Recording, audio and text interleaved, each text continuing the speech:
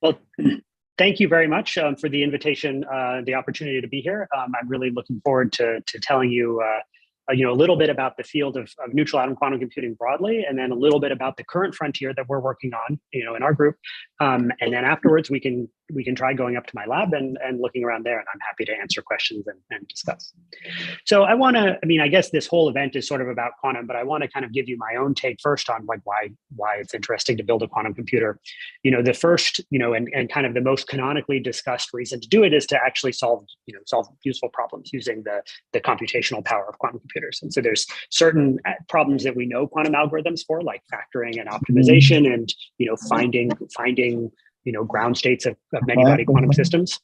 But what I think is most exciting is that actually there's probably a lot more that we haven't thought about yet. We don't completely understand the kind of complexity frontier here, and I think having quantum computers will actually turn this into a problem that you can really study experimentally.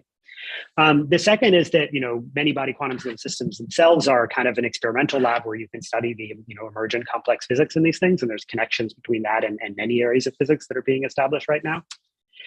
And then the third is, I think, maybe sounds a little silly, but I think it's actually just to see if it's possible. The power of quantum computers stems from this kind of exponential complexity of Hilbert space, and we don't really have an experimental test that's actually real and that you can use it. And so I think building a quantum computer would be one way. It's probably not the only way, but one really neat way to actually just probe that quantum mechanics is a fully correct description of the universe. So there's lots of ways to build quantum computers that are being explored, but what I'll talk about today is neutral atom quantum computing. And I want to give you here sort of the high level, the what, the why, and the who about this. So the what, what is a neutral atom quantum computer? Well, it's a quantum computer where the qubits, the carriers of quantum information, are single atoms that are held in tightly focused optical dipole traps called optical tweezers that are made by focusing light down inside a vacuum chamber. In order to do gates, and the qubits are encoded in the spin, either the electronic or the nuclear spin of these atoms. To do gates, we use lasers to excite and manipulate these atoms. And so we can do single qubit rotations or 2-qubit gates by exciting these atoms to very highly excited states called Rydberg states that have strong interactions. And I'll talk more about that later. And so kind of a cartoon diagram of a typical setup would be here. You have vacuum system with these optical tweezers in it, lasers you use to excite, and then we take pictures of these atoms with cameras. So why is this interesting? Well, one of the first and main arguments for these neutral atom qubits is that they're really excellent qubits. Atoms are the original quantum system, right? And they're very coherent, very controllable, and every atomic qubit is exactly the same. They're also very scalable. So with kind of current technology, we know how to do, of order 1,000 trapped atoms just inside one module. And here's a picture from the Lukin group at Harvard of a perfect 256 array of qubits. But then also just even beyond one module, we also know how to do spin photon entanglement to connect, multiple modules together with photons. So we really actually do have a pretty clear blueprint to how to scale these systems to very, very large sizes. So who is working on this? Well, there have been a lot of pioneering experiments in a number of academic groups at universities, national labs, institutions listed here. And then because this technology is sort of taking off so rapidly, there's also a number of startup companies working in this area. I guess you heard from atom computing earlier. There's also Cold Quanta, QERA, Pascal, and Planck are two in Europe. So it's really just an exploding number of people working on this technology now, which is really exciting. So let me walk you through some of the key technical ingredients that make this work. So the first is how we trap these atoms, how we make this array. And the idea there is actually pretty simple. You take the simplest possible atomic physics experiment, which is still not that simple, but it's a laser-cooled cloud of atoms called a magneto-optical trap. So this is a picture from our lab, and this green circle, this green blob in the middle of this vacuum chamber is a cloud of about 1 million ytterbium atoms that are laser-cooled to a temperature of a few microkelvin. And then on top of that, we put a microscope objective, pretty similar to one that you would use in a biology microscope. And we shine laser light through it that forms a tight optical trap called an optical tweezer. And then through the same lens, we collect the fluorescence and we image it on a camera. And if you look at the fluorescence as a function of time in this kind of setup, what you see is that it toggles back and forth between a low level of fluorescence and a high level of fluorescence. And this actually corresponds to having 0 or 1 atom in the optical tweezer. It goes back and forth between the two. And so by looking at the fluorescence, you can answer the question of how many atoms are in the optical tweezer. You can actually never have 2 for a very long time because they kick each other out. And then once you have an atom in the optical tweezer, if you get rid of them out, you can actually hold these atoms for a very long time, limited just by the background gas pressure in your system. And sort of the current record is about 2 hours to hold atoms in optical tweezers. So this is how you can sort of load one atom into one optical tweezer. You can also make large arrays of optical tweezers, but then you have the problem that it's difficult to get all the atoms loaded at the same time, right? That there's some kind of, if these atoms are entering and leaving the optical tweezers at random at any point in time, only half the optical tweezers are full. So if I want a deterministic array where I have like 100 optical tweezers and they all have a qubit in them, they all have an atom in them, you need to get rid of this randomness. And so a really important advance in how to do that was the idea of using the fact that you can rearrange these tweezers dynamically. And that's sort of illustrated here. Basically, in a given shot of the experiment, I have some random subset of my tweezers filled, but then I just take a picture, learn which ones are filled, and simply move them to shuffle all the filled sites over to one side and the empty sites over to the other side. And if I'm fast about how I do this computation and this moving, and this can be done in a few milliseconds, that's fast enough, then I can, in each shot, basically get rid of this randomness and produce deterministically filled arrays. And you can do this in 1D, but also with more clever techniques in 2D or even in 3D. Here's a three-dimensional Eiffel Tower made out of 126 atoms and optical tweezers by a French group, of course. So to make these atoms interact with each other, then they need to be, because neutral atoms don't, they're not charged. They don't have a very appreciable magnetic moment. So at the, distances of a few microns in these optical tweezers, they just don't care about each other's presence at all. So that makes them very coherent. But to do two qubit gates, we need them to interact. So we do that by exciting them to using lasers to very highly excited electronic states called Rydberg states. And we go up to states that have a principal quantum number n, of order maybe 50. And these atoms are huge, right? The size grows as n squared. So whereas a ground state atom, like for rubidium, an n equals 5 might have a size of, a couple angstroms or something like that. This n equals 50 atom, the wave function can be hundreds of nanometers or even a micron big. And when you do that, this very puffy electron wave function is very polarizable. So then it gives rise to a very large van der Waals interaction. And this van der Waals interaction between two atoms in this Rydberg state actually scales as the 12th power of the principal quantum number. So the important thing here is that by going from a very low principal quantum number state where these interactions are negligible to a very high principal quantum number state, we can sort of enhance the interactions by 12 or more orders of magnitude. And that gives us a very strong interaction that we can switch on only when we want it. And so we use that effect in a way that's called the Rydberg blockade. And the essence of the Rydberg blockade is that if I just have one atom and it has a ground state and a Rydberg state, I could drive it with a laser and excite it to this Rydberg state. But if I have a second atom nearby that's already in the Rydberg state, then this van der Waals interaction is going to shift the energy levels of any other atoms nearby and prevent me from exciting them. So the simple statement of the Rydberg blockade is that if I have two atoms near each other, I cannot excite both of them to the Rydberg state if their separation is less than some characteristic separation called the blockade radius that depends a little bit on the parameters of the problem. So it's this fact that you can't simultaneously excite two atoms near each other that's the basis of all the interaction and multi-qubit gates we're going to want to do. And the length scales here work out very favorably, sort of for typical optical tweezer geometries. The spacing between the tweezers is, we're using light with a wavelength of around a micron, and the diffraction limit kind of limits you to, controlling the separation at about the lambda. So your array spacings can be, a few microns or bigger is basically the limit. But this blockade radius turns out naturally to be of order 5 to 10 to 15 microns, which is, 1 to several sites in this array. So this works out really well because it means you can do not only, nearest neighbor, but maybe even next nearest neighbor gates if you want, but at the same time, you don't blockade the whole system at the same time. So you can do multiple operations in parallel.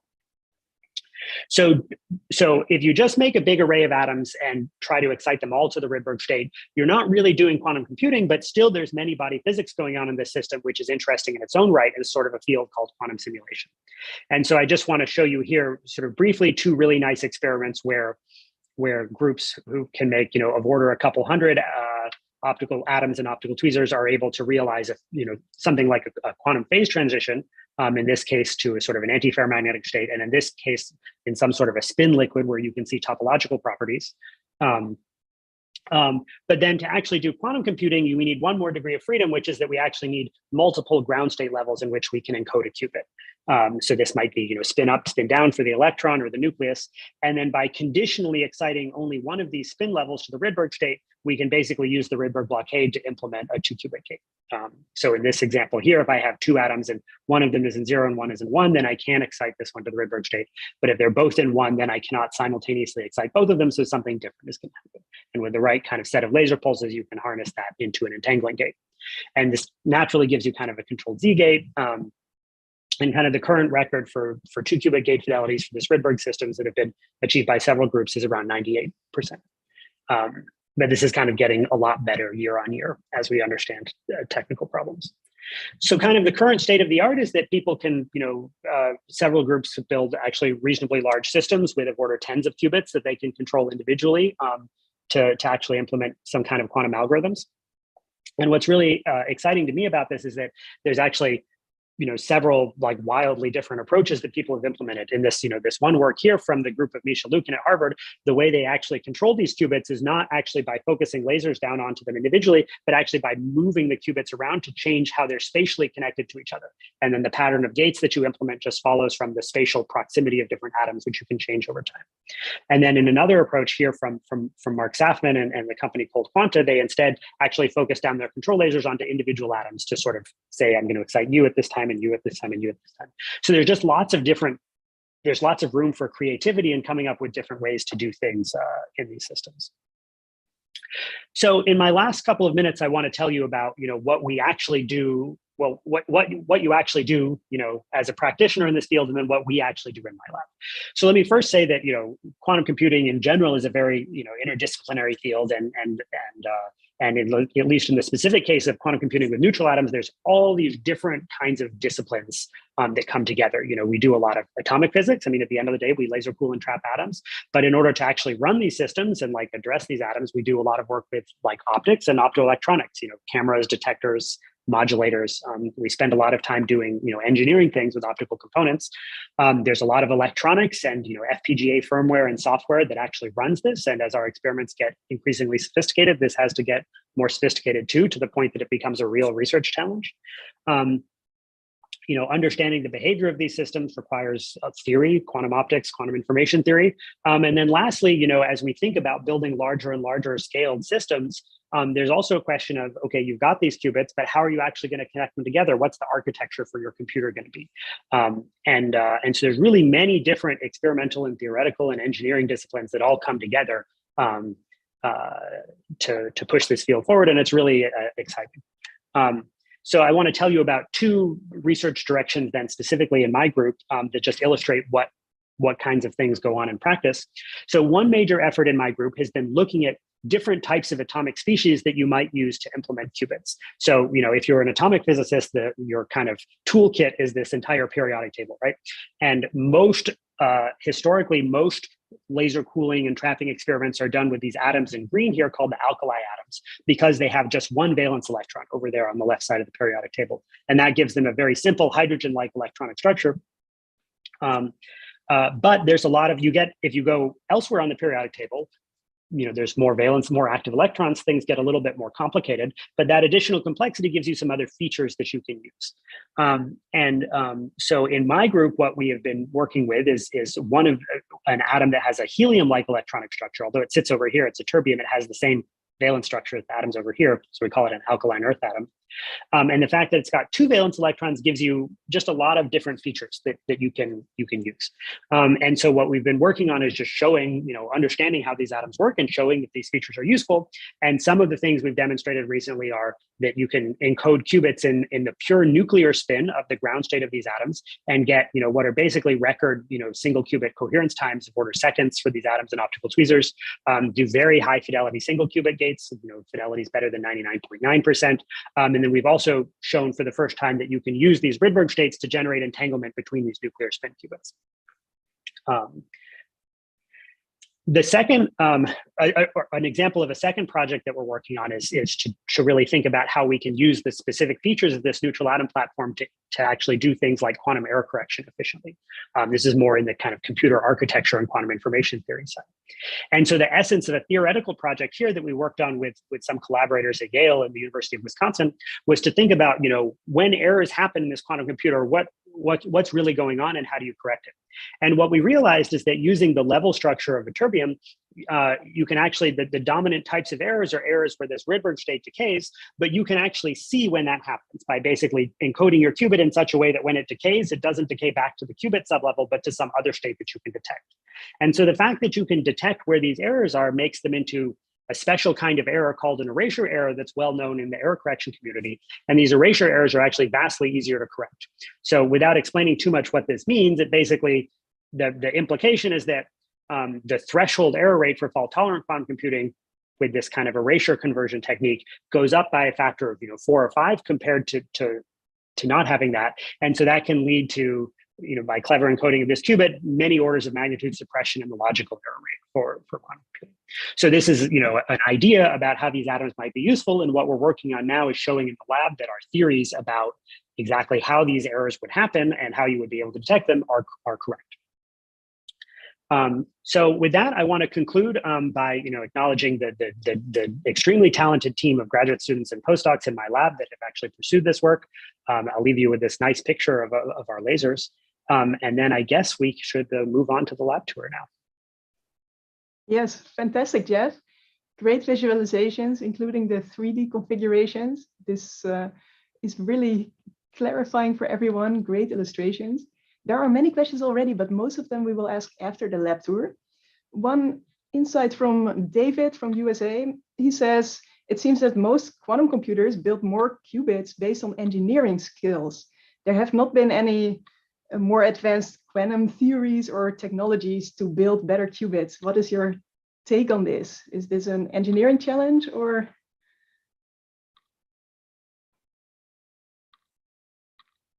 Yes, you were briefly muted. Sorry, yeah, I pressed mute and then I lost the mute button. I would say I think that's an excellent question.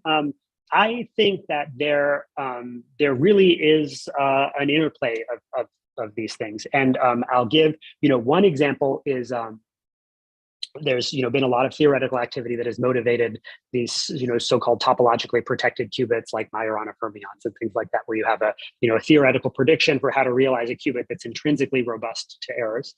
But there's also within the field of superconducting qubits, for example, there's a whole world of theory. Well, I mean, maybe whether you call it engineering or theory, I don't know, but basically to design circuits that are, have increasing robustness to noise. I would also say that this thing that I showed on my last slide about how to encode qubits in a clever way in these ytterbium atoms so that the errors become a certain type of error that's then easier to correct, that's really an example of applying insights from quantum information theory and the theory of error correcting codes to motivate a particular physical approach to implementing qubits. So there's really a lot of interplay between these, and this will only continue in the future as we actually get, start to realize like fault-tolerant quantum computers in practice. Perfect. Then we are very curious to see the lab.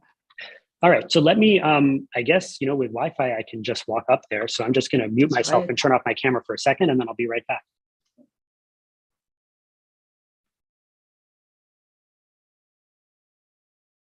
Very good questions in the meantime.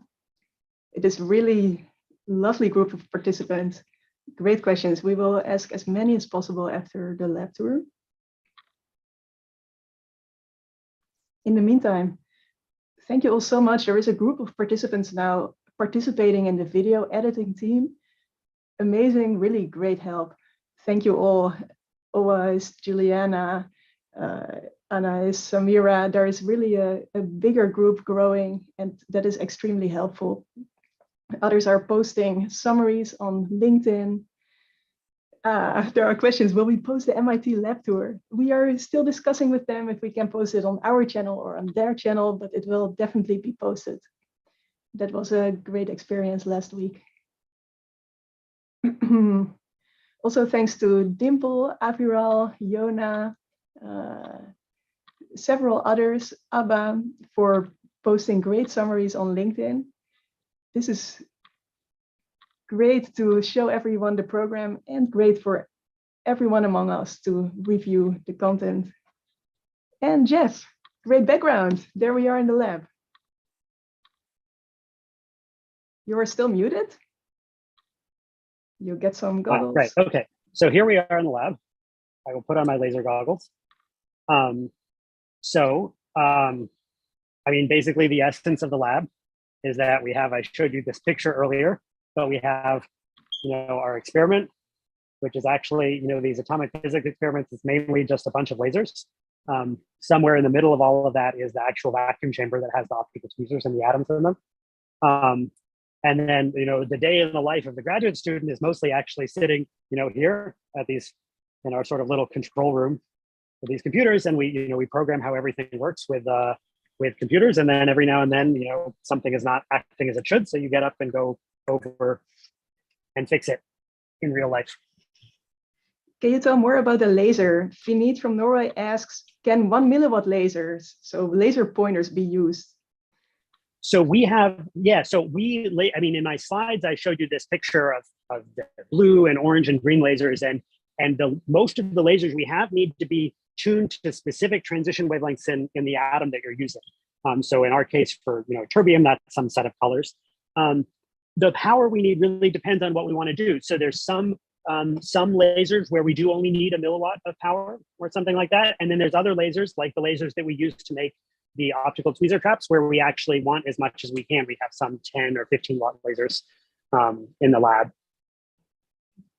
Is it possible to show more detailed components if you go back to the table?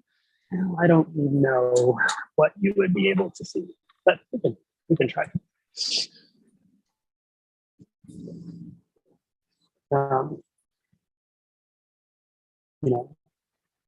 This is a pretty typical, example of a kind of a switch yard where we have a laser beam that's divided up many ways and is coupled into optical fibers. That's these blue things here that then go over to the experiment.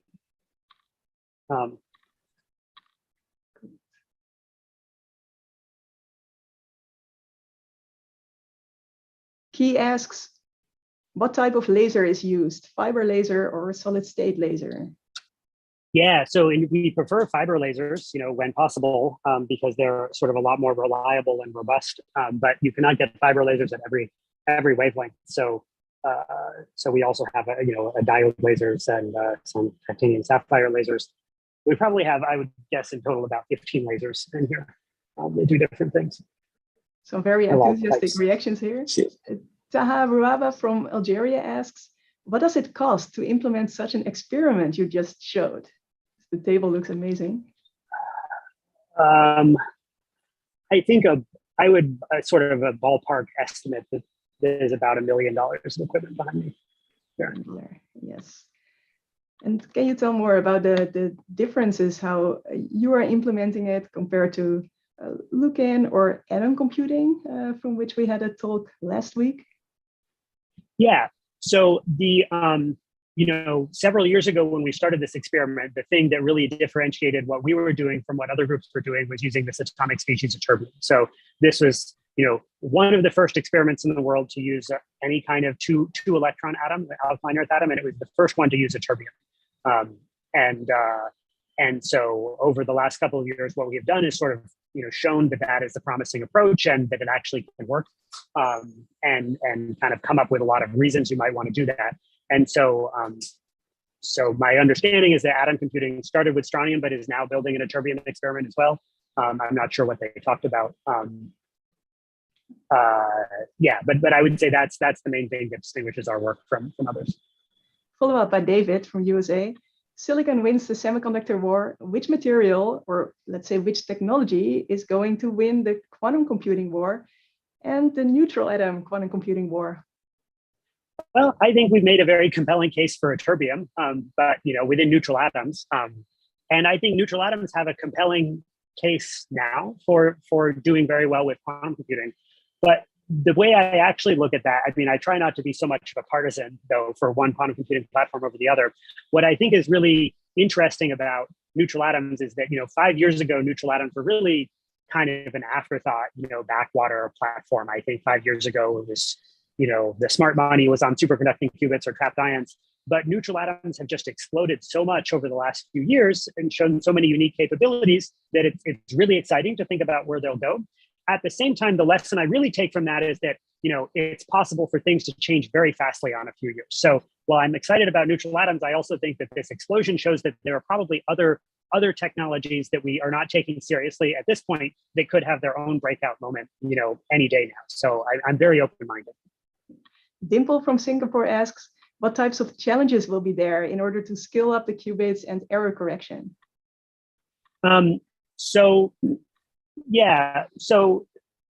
With neutral atoms, what I see that there's basically three big challenges.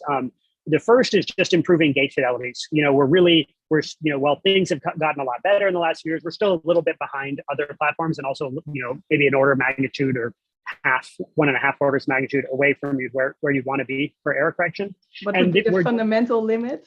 We know it's not a fundamental limit. We actually, because we understand the physics of neutral atoms exactly, we know what the fundamental limit is, and we're not there yet. We're not even close. So it's really just about engineering and improving sources of noise and trying to understand how different sources of noise couple to the experiment. So one thing is improving gate fidelities. The second is actually being able to control the qubits. So, if you think about, you've probably seen, there's no way you've gotten through a couple of days of talks about quantum computing without having seen a picture of a dilution refrigerator, this sort of chandelier with all these beautiful, hundreds of wires coming down. And for superconducting qubits, it's a little bit of a question. Okay, if I had 1 million qubits, am I going to be able to have 1 million wires coming down? And so one of the arguments that you can make for neutral atom and for actually optically controlled qubits in general is, well, now I can use a microscope objective to just focus many beams onto my atoms in parallel. And if you actually ask how many sort of orthogonal modes do you have in a microscope objective, it's easily tens of millions to trillions, depending on what kind of objective you have. But this is only sort of partly solve the problem, because now on the other side of that microscope objective, you have to put some kind of modulator that can actually generate thousands or tens of thousands or millions of laser beams. And that thing is still very complicated. And the uber thing you could want, which is something that can switch 1 million laser beams on with, precise amplitude control and a gigahertz bandwidth per channel, that thing doesn't exist and will never exist. So the question now is, given existing and potential future optoelectronic devices, how do we actually get the kind of local control, with the right spatiotemporal resolution? And that's another frontier. And it's something that we think a lot about and have written several papers on how to use atomic physics tricks to actually reduce the number of controls or the precision of the controls that you need. And then the third thing, did I have a third thing? Yes, the third thing is, okay, at the end of the day, I think if you look at like estimates to solve Shor's algorithm as an example problem where the resource estimates have been really well studied for to factor a 2000-bit number, you're going to need at minimum tens of millions of physical qubits to implement the number of logical qubits you need to get the error rates to actually run this full algorithm. So I think it's probably not possible to put that many qubits in any physical system that we know of now in one box, in one dilution refrigerator or in one vacuum chamber. So you've got to make a modular system. And it's actually beneficial to make a modular system too, because it means if one module breaks, you can replace it, you can sort of divide your engineering effort. But then the challenge is, how do you get high speed, high bandwidth quantum interconnects between these modules? And so with neutral atoms, we know in principle how to do that very well using spin photon entanglement and send, optical photons between modules. But actually coming up with engineering a scheme where you can do that with the bandwidth that it's not going to be the bottleneck for your computation is, I would say, the third major challenge of both this quantum computing platform, but also every other one. More questions about the setup and the lab itself. A practical question from Johanna in Germany, an experimental physicist. How often do you have to readjust the lasers and the optical setup? All the time. I think there's a big round of adjustments every morning, but then there's often midday stuff. And in practice, there's a little bit of I would say, the operating point we have is where graduate students have a certain tolerance for coming in and realigning things, but then if they get tired of realigning the same thing every day, they find a way to automate it. So they put in some motorized mirror and a photodiode and do some feedback. And then the equilibrium is where they spend the amount of time that they want to spend every day adjusting things, which is maybe a half an hour, something like that. Very good. Taha from Algeria and also Nasser asked, at which temperature should the room be to get optimal measurements? So we don't really care about the room temperature as long as it's stable. So we put a lot of effort into that. I think it's probably, the thermostat says 72 degrees. I don't know, that's like 19 or 20 degrees Celsius. But we don't really care about the absolute temperature, but it should be stable, because if it drifts, all of these mirrors behind me, move a little bit and it changes the alignment. So it's mainly stability we need. Then Lawrence from Amsterdam asks, how come I do not hear any noise at the background? Is this a silent room, or is the Zoom background some combination of Zoom and AirPods? There's quite a lot of fan noise in here. Yeah, you should have some pumps running for the ultra high vacuum. We don't have any pumps. The pumps, or any pumps that make noise. The pumps are all ion pumps, they're sort of passive pumps. But there's a cryostat next door and lots of cooling fans. Great. So ion pumps for the better pressure. What kind of pressure ranges do you achieve? About 10 to the minus 10. Perfect.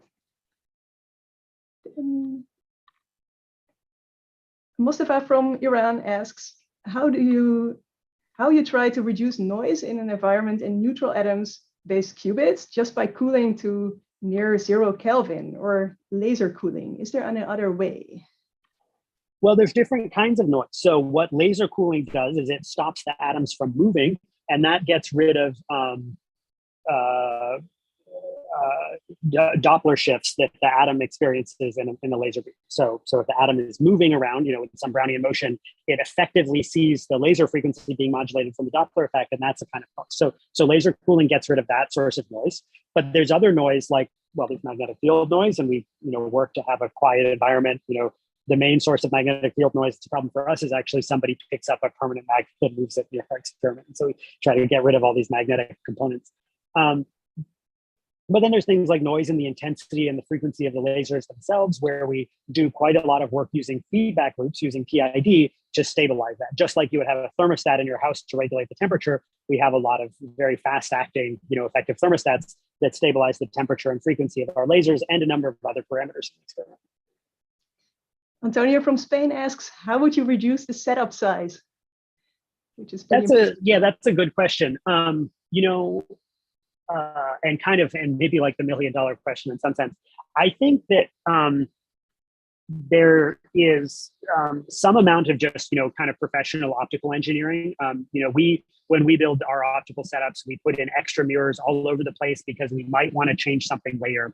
And I think once you actually knew what you wanted to do, which in research you almost never do, right? But once you really knew this is exactly what I want, I think you could reduce the number of components, significantly. And if you just kind of do a Google search for like micro optics or something like that, like you can find people are really good at building miniature optical components. Actually, if you ever have the chance to take apart a CD player or a DVD player, if you know what that is, it's old tiny technology. What you'll see inside there is actually a laser diode, a beam splitter, a wave plate, a lens, and another photodiode. And that whole thing is in like a package the size of the end of your pinky finger. So you can really do a lot with miniaturizing optics and also making them a lot more stable once you really know what you want, because you lose all the flexibility. At the end of the day, the vacuum chambers and the lasers are all going to be pretty big. I think, though, if you were building, a modular system where, you had some design and then you wanted to make 20 of these things, you could do a lot of things like share the lasers and whatnot. So I don't think you're going to take a whole neutral atom quantum computer and ever fit it into a rack, into a single like 3-unit, rack mount kind of thing. But I think you can have a scaling for making many of these modules that's sublinear compared to the current size. Then a very interesting question from Taha. Do you think quantum simulation with neutral cold atoms could help to develop other types of qubits, for example, topological qubits? That's a really interesting idea that quantum simulation would give you some insight into the many-body physics of these things. Yeah, I think that's a possibility.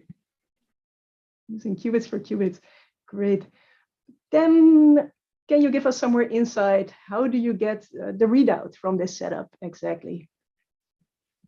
So everything that we measure is fluorescence. So we take, I showed on my title slide, I showed a picture of the Princeton logo made out of neutral atoms. So we have a camera and we just take a picture. But what now, to first order, what a picture tells us is, is there an atom there that's emitting photons? All we can do is count the number of photons. So then if we want to learn other things like what is the spin state of the atom, we need to do something in the atom to make it fluoresce if it's in only one spin state. So one approach that's pretty common for all of these experiments now is actually just to just eject from the trap all the atoms of the wrong spin state that you don't want to measure, and then you just measure the number of atoms that are left. That's not ideal because now you've gotten rid of half your qubits, so you've got to go find more. But there's, I think at a fundamental level, we also know how to do things like illuminate it with laser in such a way that only one of the spin states emits photons. And then if it's bright or dark, we know which spin state it was in. Great. Shoria from USA asks, will parallelized computing be possible with neutral atom quantum computing? Yeah, that's one of the kind of the nice things about this platform is that you can do that. So I think the only reason the thing that would hinder you from doing parallel computing in a kind of a quantum computing system is basically that when you want to do a 2-qubit gate, your qubits have to be interacting with each other in some way. But so if I wanted to do a 2-qubit gate here in the system and here at the same time, it's important that these interactions only act on these qubits and these interactions only act on these qubits. And in systems like trapped ions, where the interaction comes from sort of the collective motional modes of the entire ion chain, for the most part, when I do a 2-qubit gate here, I entangle these two spins with the whole chain, and then I can't really do that simultaneously over here. There's going to be crosstalk.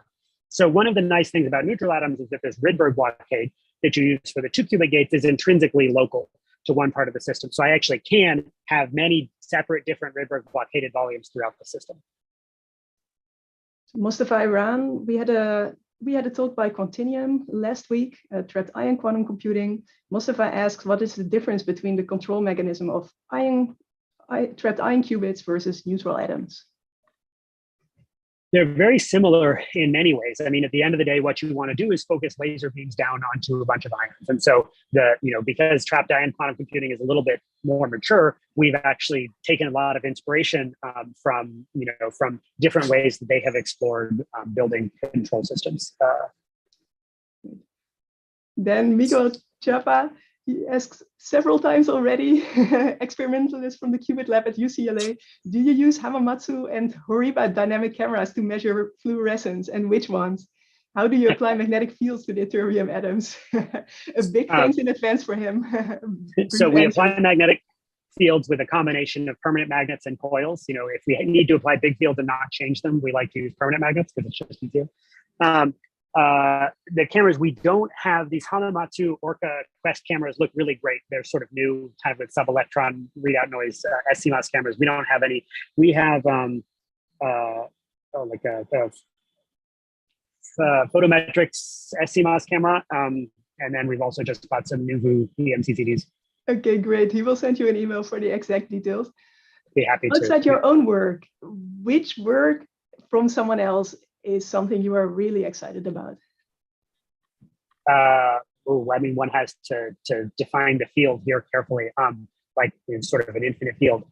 One thing, but let's say within the field of quantum computing and qubit development, one thing that I think is really exciting in the last few years is work on developing trying to improve the coherence of existing qubits, like superconducting qubits, by doing sort of material science to develop better materials platforms and understand, what actually limits these things. And so in this case, I'd like to highlight the work of my colleague here at Princeton, Natalie de Leon, who, as an example, in a recent work was able to sort of improve the coherence time of translon qubits by a factor of 3 by actually going in and asking, well, are these materials that we're using the right materials, and switching to different materials that have better surface oxides and trying to come up with a microscopic story for what's causing decoherence there, is able to realize really big improvements. And I think I highlight this specific work, but it's, again, part of this, maybe what I would paint as a general picture that, things can, when you have good ideas and come up with good directions, things can change really fast in quantum computing. So it's a really exciting time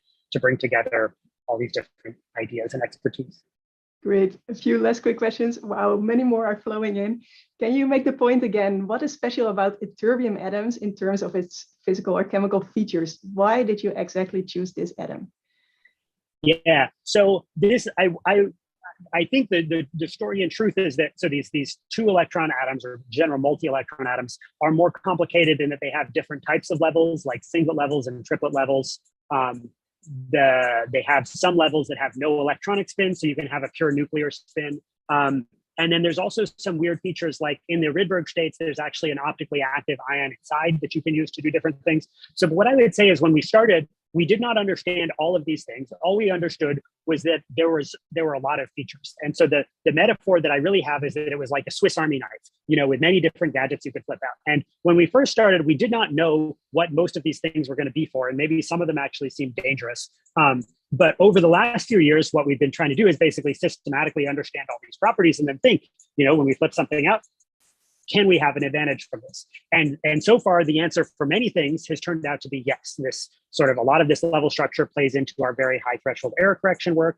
These nuclear spin qubits give us very long coherence times. Some aspects of how this ion inside the ion core turn out to be really relevant for reducing the complexity of the local addressing you need. But all we understood at the beginning was that it was complicated. We now have a much more nuanced and specific argument. When do you think we can see quantum supremacy demonstration using a neutral atom-based quantum computer? Well, I think we'll see things happening with logical qubits, probably in the next year or two, and then from that point, I think it's kind of, things will become an engineering challenge, and we'll see. But I think in a few years. Amazing. Thank you very much, Jeff. Can you tell one more thing about your own career path? You are at Princeton at the moment. We also have presentations from several industry partners. What made you want to pursue this path in academia? I see the benefits of working in both fields. For me, the thing that I like about academia is that I have a lot of very talented students and postdocs and colleagues that I get to work with, and it's a constantly changing cast of people. I train people here, and it's a little sad when people leave, but it's also nice to have all these new people come through. But for me, what I see, my role as an academic is to kind of try to do something different every now and then, right? So I have a set of projects I'm working on now, but I really hope that 10 years from now, I'm doing something pretty different. And 10 years from now, I'm doing something pretty different too. If you were starting a company, you wouldn't exactly have that mission. At the same time, in industry, especially in the tech industry, people hop jobs, all the time, do something, go do something else. So I think this was working well for me. But I think in another life, I could very easily see myself, working in industry. So, and there are very fascinating things happening in industry, startups, government labs, academic university labs. Great. Thank you very much for the amazing presentation, Jeff, showing us your lab. Great insights, answering many, many questions. There are still many coming up. Big thank you from many people, really appreciation for answering the questions. There are some more, so I would ask you, can I relay some questions to you by email, and you can give some quick answers, and I will give them to the people. Yes, I would be happy to, or even, feel free to email me directly. Okay, well, thank you very much. Have a great day, Jeff, and we will be in touch. Thank you. Bye. Great, thank you all very much. And then now we have QWorld, QSilver, the second session. Not only JIBRAN is here, but also SABA BOZPOLAT from QWorld Turkey. SABA, can you unmute yourself, test the video, and introduce yourself? SABA will give a tutorial first, and then at the end, JIBRAN will be back to give some more of the lecture. Hello all, can you hear me? Yes, we can.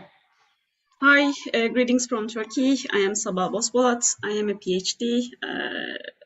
I have a PhD in physics, and I am a team member of QTurkey, QWorld as well.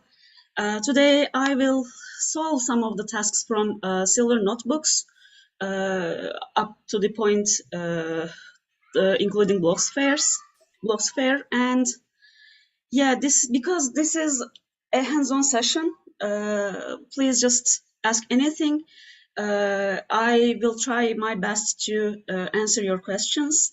If I can't, we'll learn together. Yeah. So, do you have Discord on, Saba, or shall I help ask questions? I would like your help because I will also using my tablet to write things, so I cannot focus on the computer screen as well. So thank you. Great. And JIBRAN, I see you are present, so feel free to help too. Thanks, Saba. Looking forward. Sure. Okay, let me just share my screen here and here. I'm sorry. Yes. Okay, can you just tell me if you can see my screen or not? This works. Okay. So I have chosen some tasks, a handful of them, and let's get started. I will solve some of them on paper using tablets, and we will write some codes for some other tasks. Yeah, task 2, and I cannot solve every one of them, but if you want me to solve one task particularly, please just ask over Discord. Task 2, yeah, I think that converting from polar form and the rectangular form will be useful for introductory level. So here we have two complex numbers. The first one is 4 minus 4i, and we are asked to convert this from this form to the polar form. And here I have 4 minus 4i. This is a complex number, as you have learned already. This is the real part, and this is the imaginary part. And we may write the complex numbers as rectangular forms as in x plus iui, or polar forms as in r e to the I phi. Here we are asked to convert this complex number from rectangular form to its polar form. So please remember that r is equal to square root of x squared plus y squared. In our example, x is 4 and y is 4 as well. Therefore, we have square root of 2 square plus 4 square plus 4 square, which I guess 2 4 squares and 4 root 2. Right? This is our value for our unipolar form. And if you recall that the definition of phi is arctangent y over x, which is arctangent 1 because x and y is equal to each other. And if you remember that the tangent the tangent of which angle is equal to 1, it's pi over 4, which corresponds to the 45 degrees. So we may write this complex number in polar coordinates as 4 root 2 times e to the I pi over 4. For the part B of task 1, we are asked to convert this complex number from its polar form to the rectangular form. For this, I will just give you the necessary formulas. I would like you to give it a try. If you cannot do the math, or if you are stuck with it in any steps, please just ask. And from polar coordinates to rectangle to Cartesian coordinates, we have we have x is equal to r cosine phi or theta, depends on how you name the angle. Y is equal to r sine phi. Here there are two here. Using these two formulas, you can convert a complex number from its polar form to its rectangular form. So this is task 1 from the first notebook, and I also choose task 4 for us. Yeah, we will use some Python code for this. For these notebooks, I am using Colab, Google Colab, and yeah, I just want you to know my coding platform. So we have some complex numbers, and we are asked to do some basic arithmetic operations using them. In Python, we are denoting the complex numbers with j. So let's say that z1 is equal to 3 plus 4i. For the real part, I am just using. I may just use integers or floats. Both are fine. And for imaginary parts, I need to use the coefficients in either integer or float form, and I need to use that some symbol with it. So let's just check.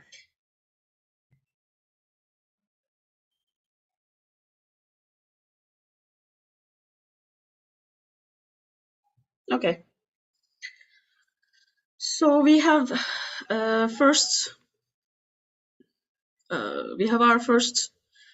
question here. 3 plus 4i over 2 minus I. 3 plus 4i over 2 minus I.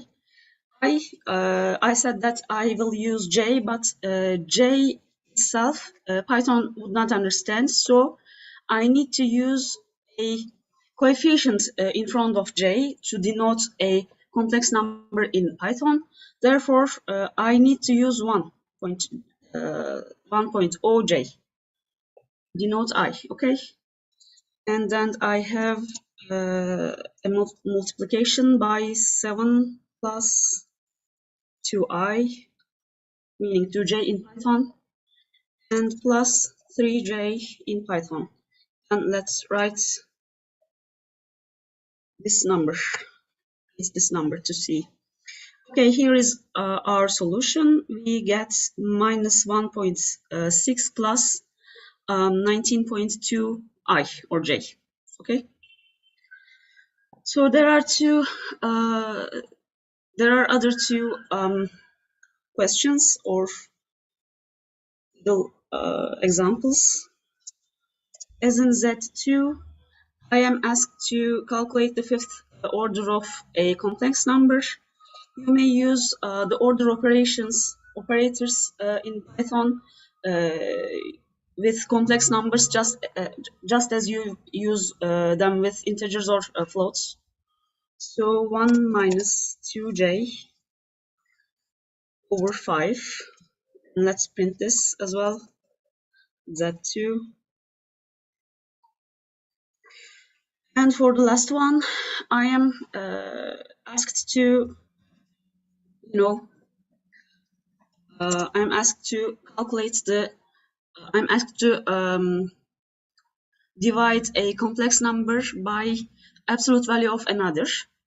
Therefore, and Sarah Medet asks, should we define j or is it inbuilt? No, it's inbuilt, and we do not have to import any Python libraries. When you use J by itself, as such, it's gonna make an error. It's gonna throw an error, as you can see here. It's already underlined by a red line here. This is a variable in Python. But if you have a number in front of this J, such as 1 or 50 or something else, and this number may be integer or float, it doesn't matter. If you have a number in front of J, then this is a complex number, this is the imaginary part, and this is built-in. Okay. And then Demi asks, do you want to keep that full number in front of J, or can we round it? Yeah, we may round this. I am not sure if you can round the complex number as a whole, but you should round it. It's parts. It's imaginary parts and real parts one by one. Let's give it a try. Print. This needs some rounding, as you may see. Round. Z1 imaginary parts. Let's keep to the two parts after the that. This is the outcome of the round.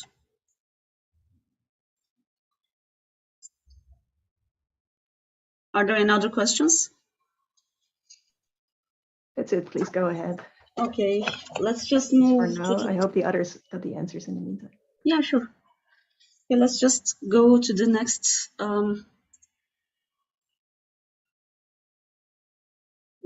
notebook, which is quantum states with complex numbers. I have chosen task 1. Yeah, this is a hands-on. This is a on paper task. So let me just reopen my tablet.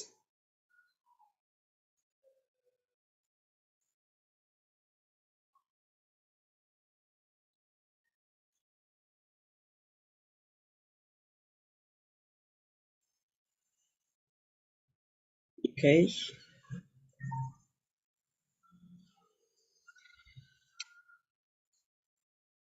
And here I have, I'm asked to calculate the probabilities of observing state 1 or state 0. And I will just write down the states and then show you my tablet screen. And I over 2. Okay. Okay, so this is the first state vector from the question. As you may remember, for the state vectors, we had alpha and beta as in. Okay, just for the state vectors, we have alpha as the first entry and beta as the second entry, as in alpha is the amplitude of cat 0 and beta is the amplitude of cat 1. Therefore, we have alpha is equal to 1 minus I root 2 over 2 in our example, and beta is I over 2. And as you may remember, the probabilities of observing a state is the square of its amplitude. So probability of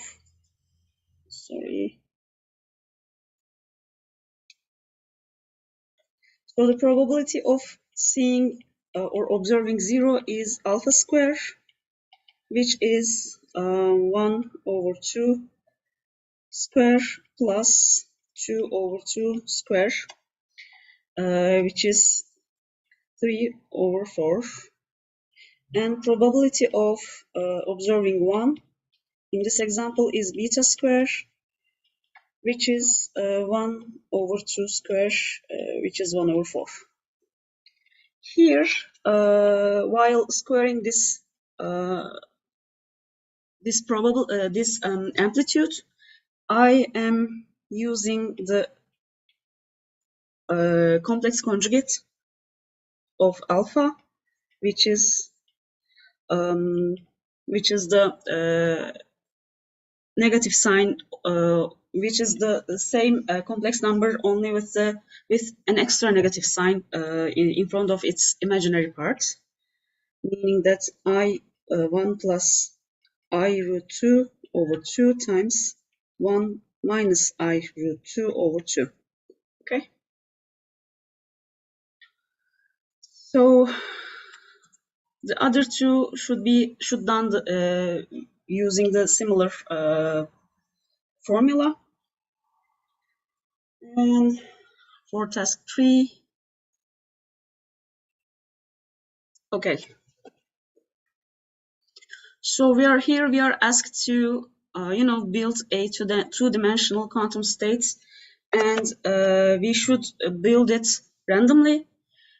Also, the amplitudes of this quantum state, or the entries of this quantum state, should be complex numbers. We have two entries, therefore we have which should be complex. Therefore, we need to randomly choose 4 real numbers. Rand range. Here, rand range function is already imported. So, okay, let's say entry 1 real part.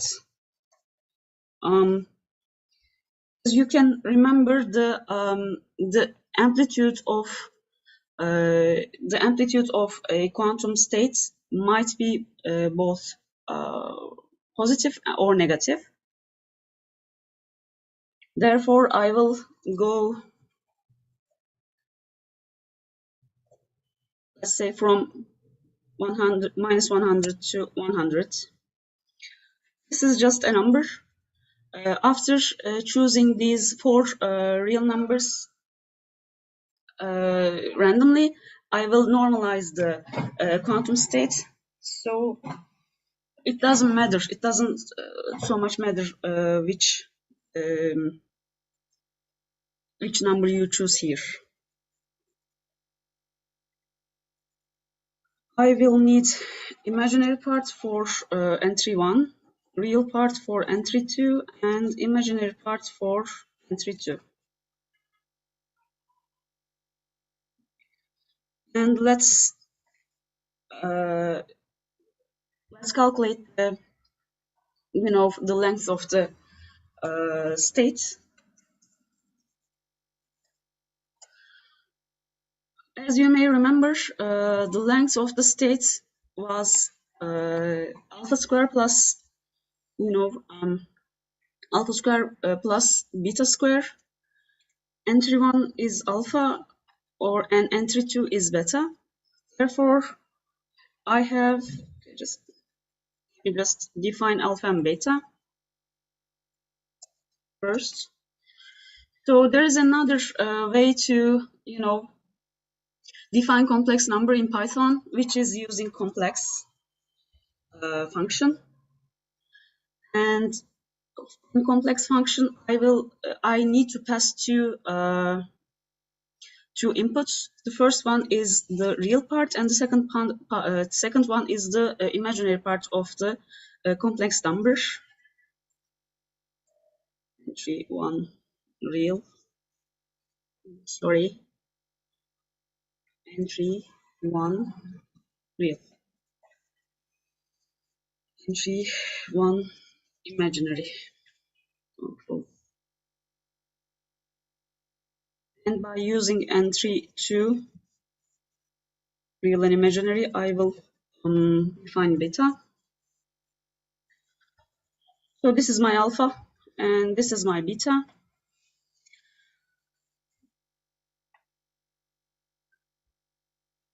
So let's check the length of the length of the state complex length of the quantum state. Alpha real square plus alpha imaginary square plus beta square isn't beta real square plus beta imaginary square. This shouldn't be one by definition, because I have chosen our random numbers between minus and plus 100. Therefore, I need to normalize my state. For this, I need to divide both alpha and beta by the length of the state.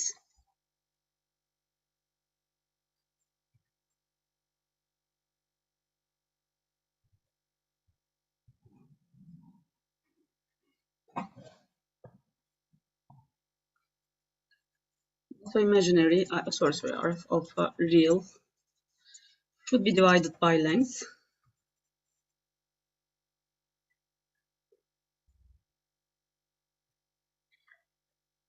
And alpha imaginary 2, and beta real and beta imaginary as well. So after the normalization, I may construct the quantum states.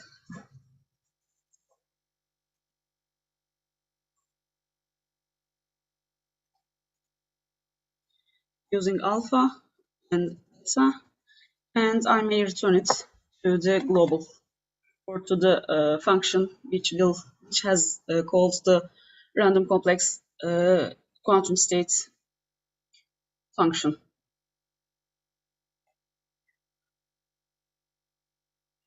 Okay, I have another function here which should be checking the validity of the quantum state which is sent as an input. So for this, you should remember that the valid quantum states, the length of valid quantum states should be 1.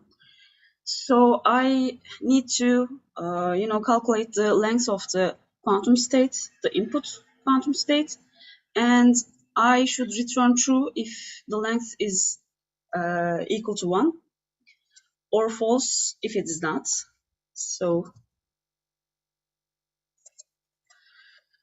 our quantum state should have two entries, one of which is alpha and the other one is beta. So let's, before jumping into the calculation of length,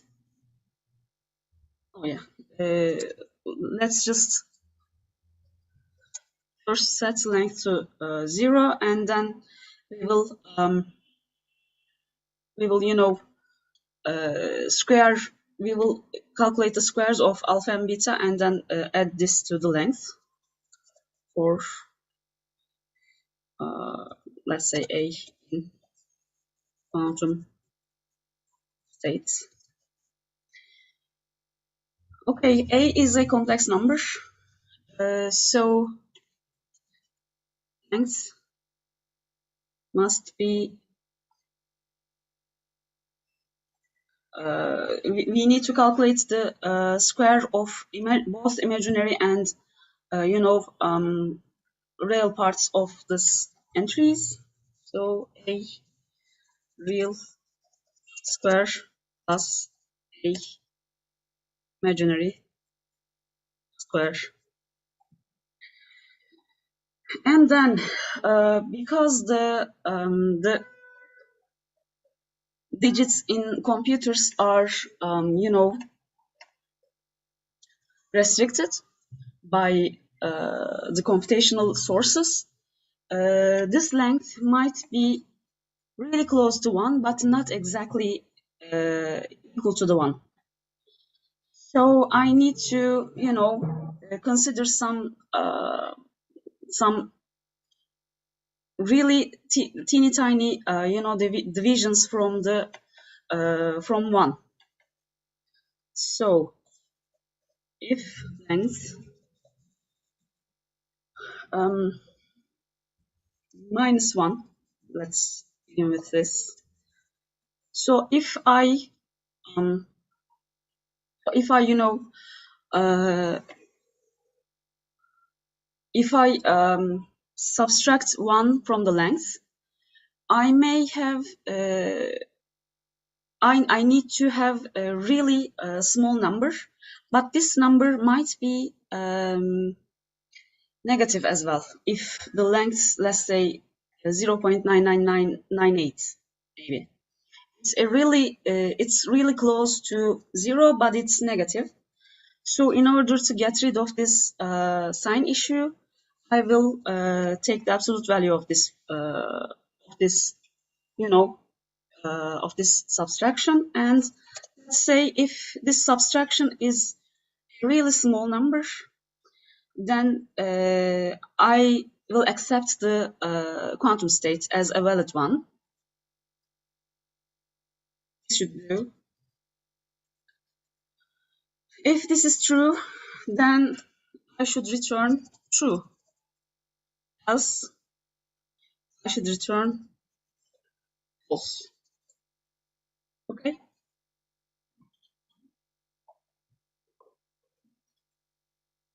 So this is the part we may use for some playground. Here you may write some code to, you know, generate some quantum states using your functions, newly implemented functions. Say my quantum state is what was the name? Random complex quantum states, and you may print it and check if it is a valid quantum state or not.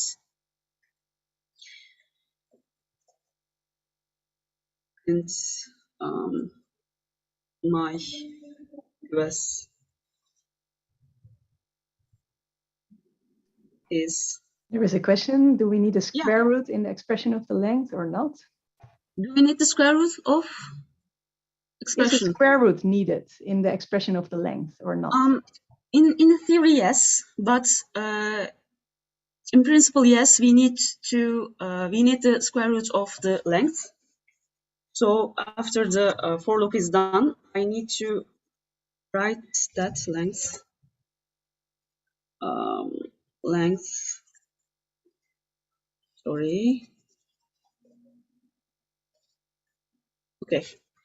But this line I have omitted because if this is a valid quantum state, then its length should be 1, whose square root is same as itself. And if this is not a valid quantum state, then it doesn't matter if I calculate the square root of or not, square root of the length or not. This is why I have haven't written this extra, in my opinion, line.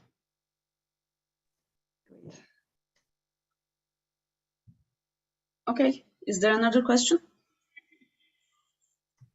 No, please go ahead. Thanks. So let's move on to the next next notebook. Sorry. Okay. Quantum operators with complex numbers, and I have chosen the task 2 here. Okay. The thing here is while using the load function or load while loading this Python files on Colab, there are some errors as far as I know. Let's check one more time.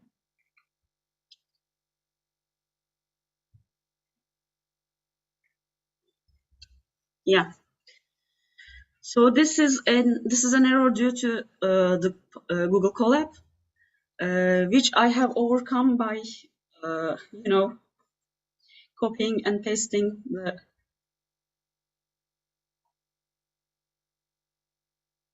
the code I have written just a minute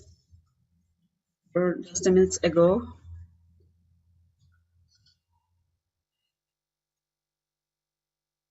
Yeah. And the second one is here. Sorry. If you are using your local, Jupyter server, there is no need for copying and pasting. Yes. Now we may write our code for this task here. Here we are asked to randomly create a two-dimensional quantum state, which is a qubit, and whose amplitudes are both complex numbers, which is why I have copied this, code from the previous notebook. And then we are asked to, apply this operator on this newly randomly generated quantum state and verify if the result after applying this quantum operator is a valid quantum state still. So let's go. QS stands for quantum state.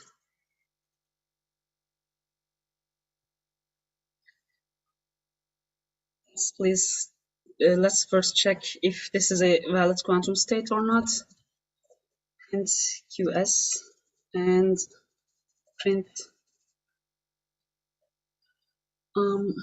quantum states.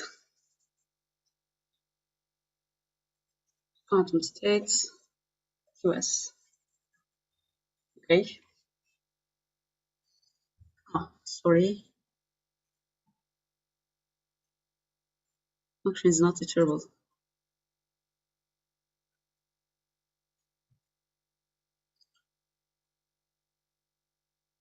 Oh, yeah.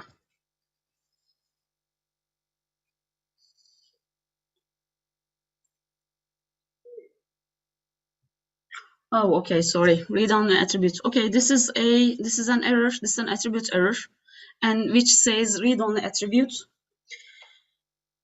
which indicates that I need to change these lines here. Here I was trying to normalize the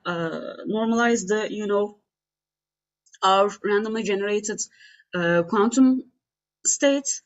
And by this, I was trying to divide the real part of alpha by length and redefining it to itself, which raises the attribute error and says it's read-only attribute. Therefore, I need to change my approach here. And let's say I will divide alpha real by the length and save it with another variable.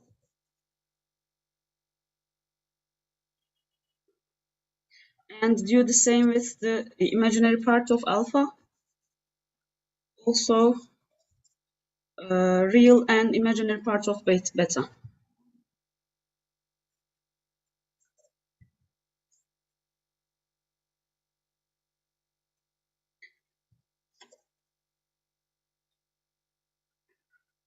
Okay. Here are the normalized real and imaginary parts of alpha and beta. Therefore, I need to redefine alpha and beta, but this time with not entry 1 and entry 2, but a real,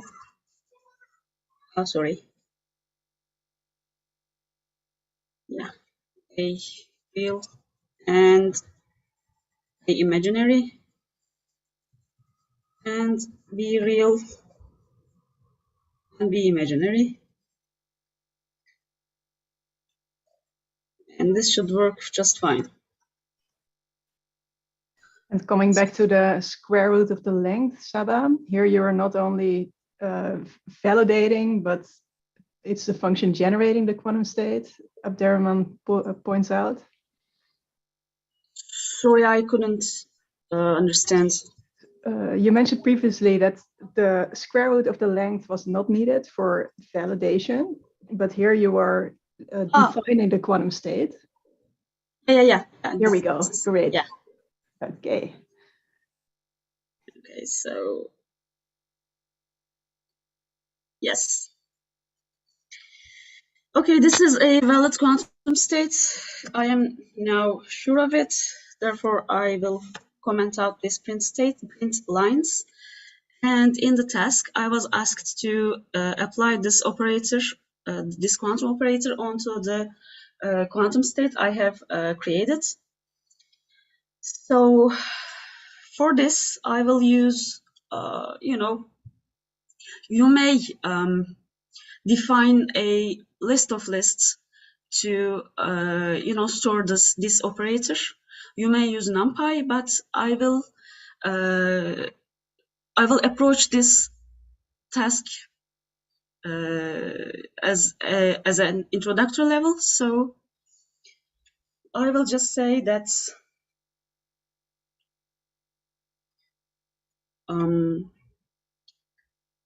okay, just if I write, it will be easier. So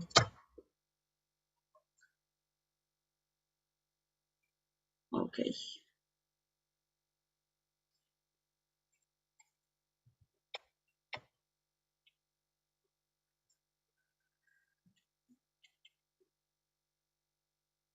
One plus I over 2, 1 minus I over 2, 1 minus I over 2, 1 plus I over 2. Okay, this is my operator. And let's say I have a, quantum state, psi. And I am asked to apply this quantum operator onto this quantum state. O psi is, and psi, let's define psi as alpha and beta. Both are alpha and beta are complex numbers. Therefore, I have a matrix multiplication here. 1 plus I over 2, 1 minus I over 2, 1 minus I over 2, 1 plus I over 2, and alpha beta. This is my, this is going to be the quantum state, or this is going to be the state after applying this operator. And in the task, I am asked to, control if this is still a valid quantum state or not. Let's just deal with the multiplication first.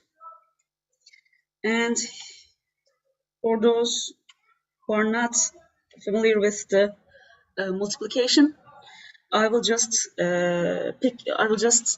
pick this first, first line, and then multiply it by the entries of the quantum state, and sum them up. And as the first entry of the multiplication, I have 1 plus I over 2 alpha plus 1 minus I over 2 beta. Similarly, for the second entry, I will take the second line of the second row of the operator and do the same math again. 1 minus I over 2 alpha plus 1 plus I over 2 beta. These are the entries of the state after the operation. So this is alpha prime, let's say, and this is beta prime. Let's do the math by using Python. Okay, so alpha prime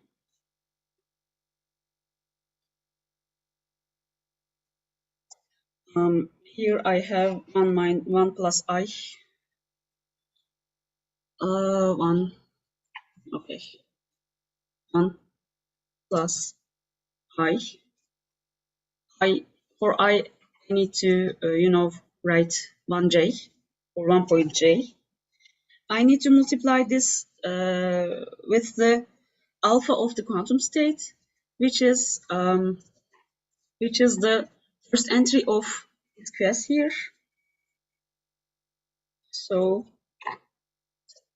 times 0th element of the QS plus 1 minus I over 2 times beta, 1 minus I over 2 times beta. Beta is the first element of this QS for the quantum state. And I need to do the same for beta prime. And for this, I need to change the signs before the imaginary part. And these are the entries of my QS prime or S prime, state prime. My state prime is a complex number, or sorry, is a list of 2 complex numbers. The first one is alpha prime and the second one is beta prime. And I will also check if this state after operation is still a valid quantum state. Print state after operation, state PR or prime, and print is this a valid quantum state. And we'll check by this part here, just with the state prime. Okay, let's check. After the operation, I have these beautiful states, and after this, after applying this operation, I have a valid quantum state. So, are there any questions? No questions.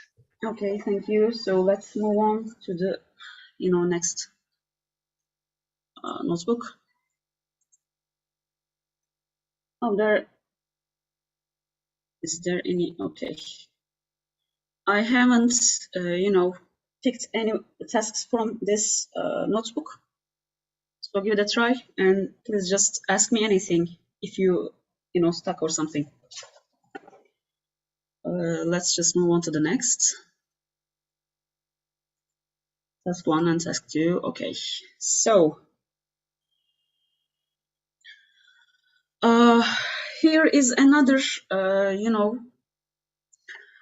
conversion problem, but here we have 2 complex numbers and we are asked to convert a quantum state from its Cartesian form, let's say, to its polar form, or to represent it using two angles.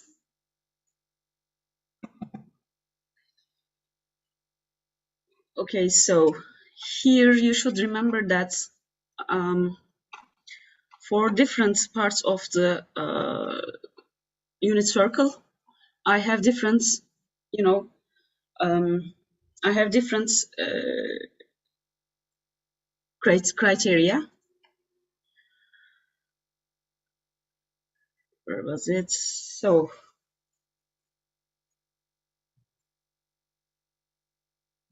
okay, let's say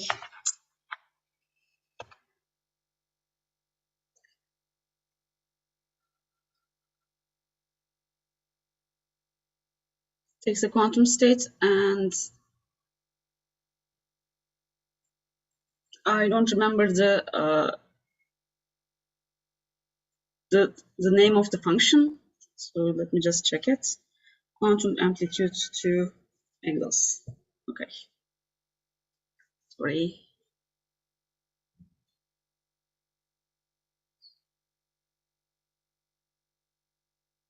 And here I need to send my quantum state as the input. So alpha, I have quantum states zeroth element, and as beta I have the first element of the quantum state of the input, or yeah, okay, just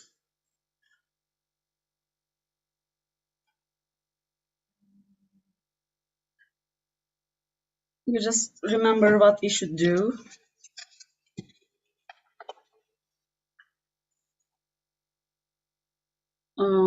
Here we are. Just let me just think for a second, because I couldn't remember.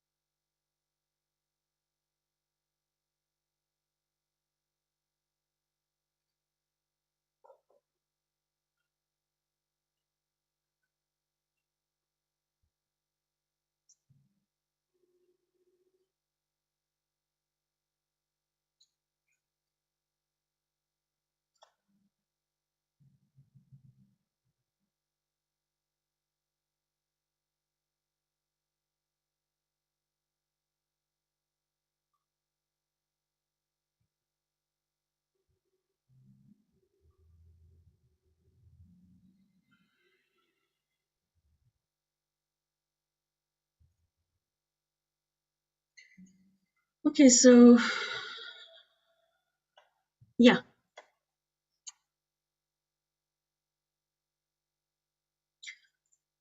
For the theta part, it's quite straightforward.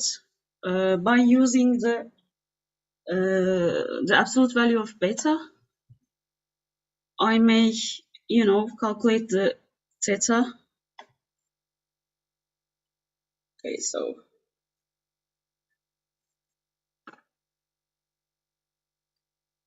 arc sin, yeah.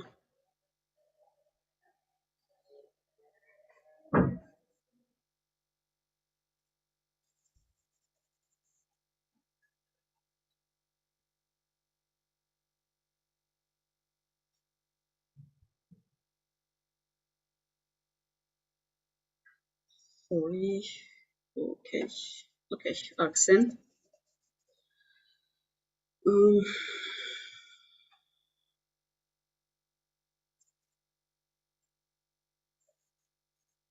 Absolute value of beta.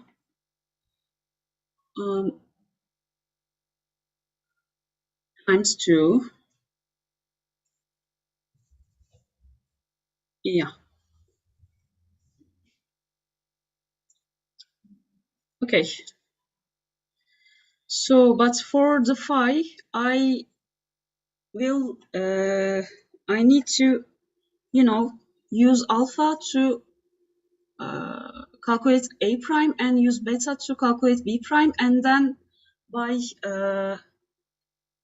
checking the signs of these two values, I need to decide the you know, which part on the unit circle I am on for the pi. So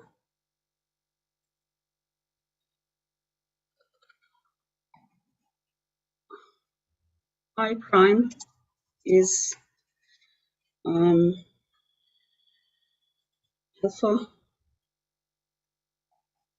over absolute value of alpha, and B prime is beta over absolute value of beta.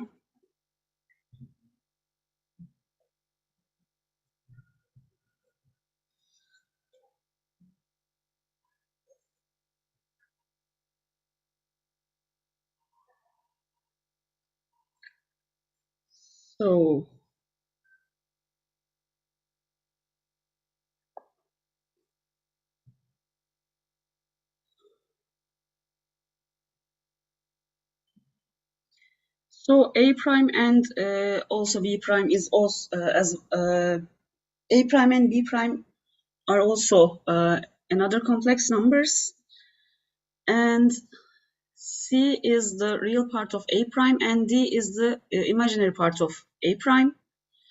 And if both are positive, then our angle or lambda should be, you know,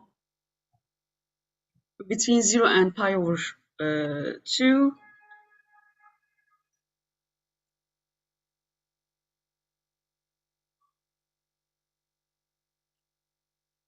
Okay, so let's just begin with the part for A prime. And hi, Saba, I just wanted to check whether you want to continue today or perhaps combine the content for the next session. Sorry, JIBRAN. Okay, so No. this is a little bit. We can perhaps have an additional tutorial schedule. So I think for the hands-on session, perhaps we can schedule another tutorial session outside of the scheduled lectures. Yeah, sure. That would be okay, and then we can cover this then. That sounds good. And I think I should stop here because this is gonna take some time. Sure. And then we can figure out when the tutorial session will be held. Okay, all right. Thank you. Okay, thank you. Thank you. Yeah, that is great. And then JIBRAN will have 30 minutes of content to introduce some new concepts. Thank you very much, Saba, also for giving insights in the Jupyter notebooks, which haven't been in the lectures very much, and showing how to do this exactly to the people who are not familiar with it. Great. Then JIBRAN will start his video, and Saba, you will communicate on Discord when there will be the next tutorial session to continue this in the notebooks. Yes, sure. We will keep in touch. Thank you. Great. Thank you very much for the time and for the explanations. Wonderful.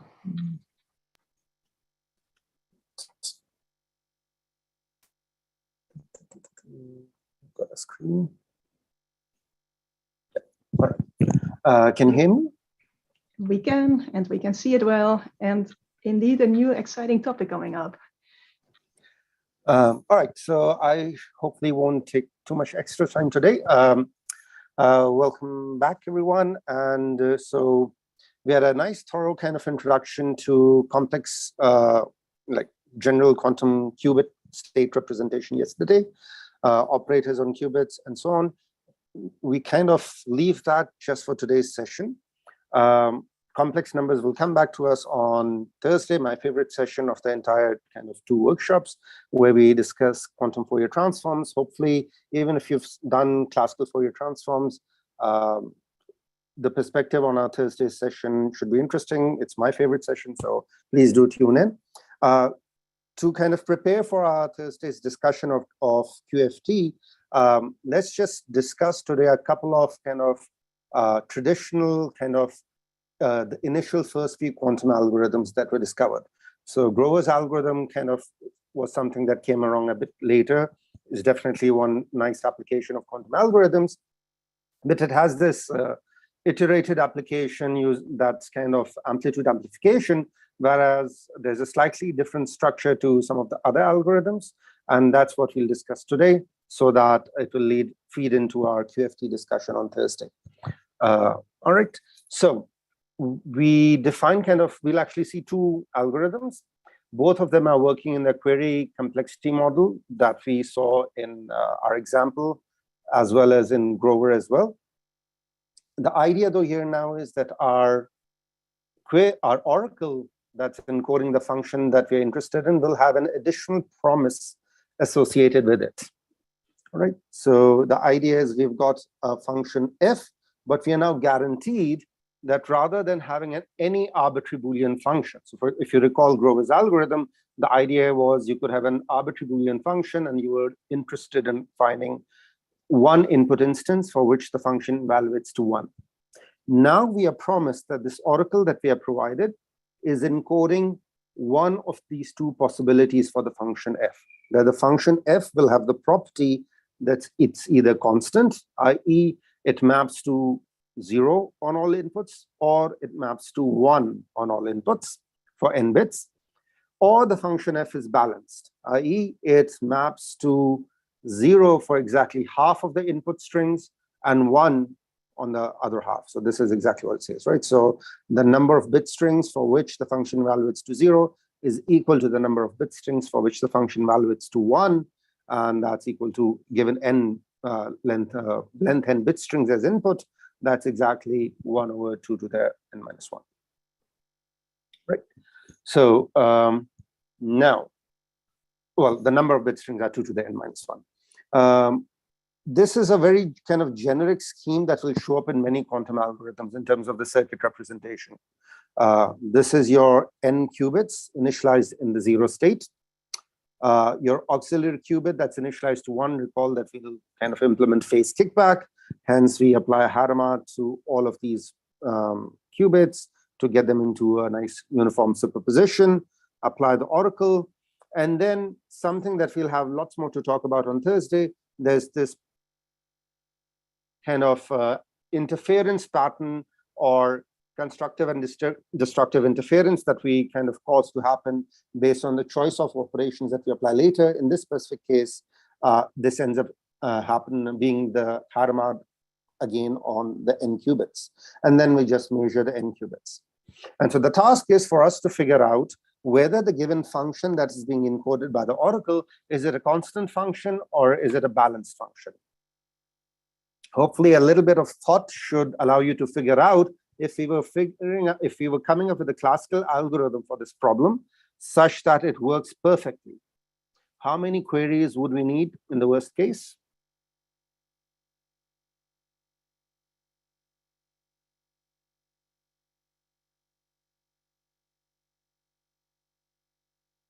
Right, so people tuning in, 2, 1. Remember, the number of bit strings are, the number of bits are n. So the function, imagine, let's say if it was a 3-bit function, so it would look something like this, perhaps, right? So you've got 0, 0, 0, 0, 0, 1, 0, 1, 0, all the way up till 1, 1, 1. And then the function could either be a constant function, let's say it's 0 on all the inputs, or it could be a balanced function. In that case, one possibility might be, let's say, 0, 1, 0, 1, 1, 0. Let's make sure 1, 2, 3, 4, and then 1, 2, 3, 4, right? Right, so we're getting kind of a better answer now. So it would be exponential in n. The idea is because of this balance requirement, I could be really unlucky for a balanced function, and when I keep asking the oracle, hey, tell me the function evaluated on this, and on this, and on this, and on this. If it was a constant function, then for sure, in this specific case, I would know, or if it, it's not a constant function for this specific choice of f by just kind of getting a query result in these two cases. However, if I was unlucky, the worst case scenario might be that the choices that I choose for a balanced function end up happening to be all the cases for which the function evaluates to 0 as well. And so I need to query exactly half the number of possible inputs plus 1 to ensure that I hit upon, or I am guaranteed to know for sure with certainty whether the function is balanced or constant. So this is kind of the classical Oracle query result, right? So I'll need to query exactly half plus 1 number of the input possibilities. Do we have n qubits at 0 and 1 at 1, or just no? So in this case, the picture over here is representing n plus 1 qubits. I've got n qubits to represent the input string initialized to 0, and this one additional auxiliary qubit initialized to 1 to evaluate the oracle, right? And so we note that the query complexity for this very made-up problem is exponential in the input size. And this became one of the first examples where someone showed a made-up computational problem for which there was a quantum speedup. And DEUTSCH algorithm shows that if you were to compute this or solve this problem via their given algorithm, it is possible to solve this problem with exactly 1 query, right? So let's figure out what exactly that would look like, what the computation would be. For that purpose, one tool that we, or kind of computation that we need to do that will be useful later on as well, is to figure out the generic operation or result of applying Hadamard on an arbitrary quantum state. What we have done prior is to see Hadamard applied to the all 0 bit string qubit state results in this uniform superposition of all possibilities. But something slightly more interesting happens, much more interesting happens if this state was not the 0 state, but some, let's say, arbitrary bit string x.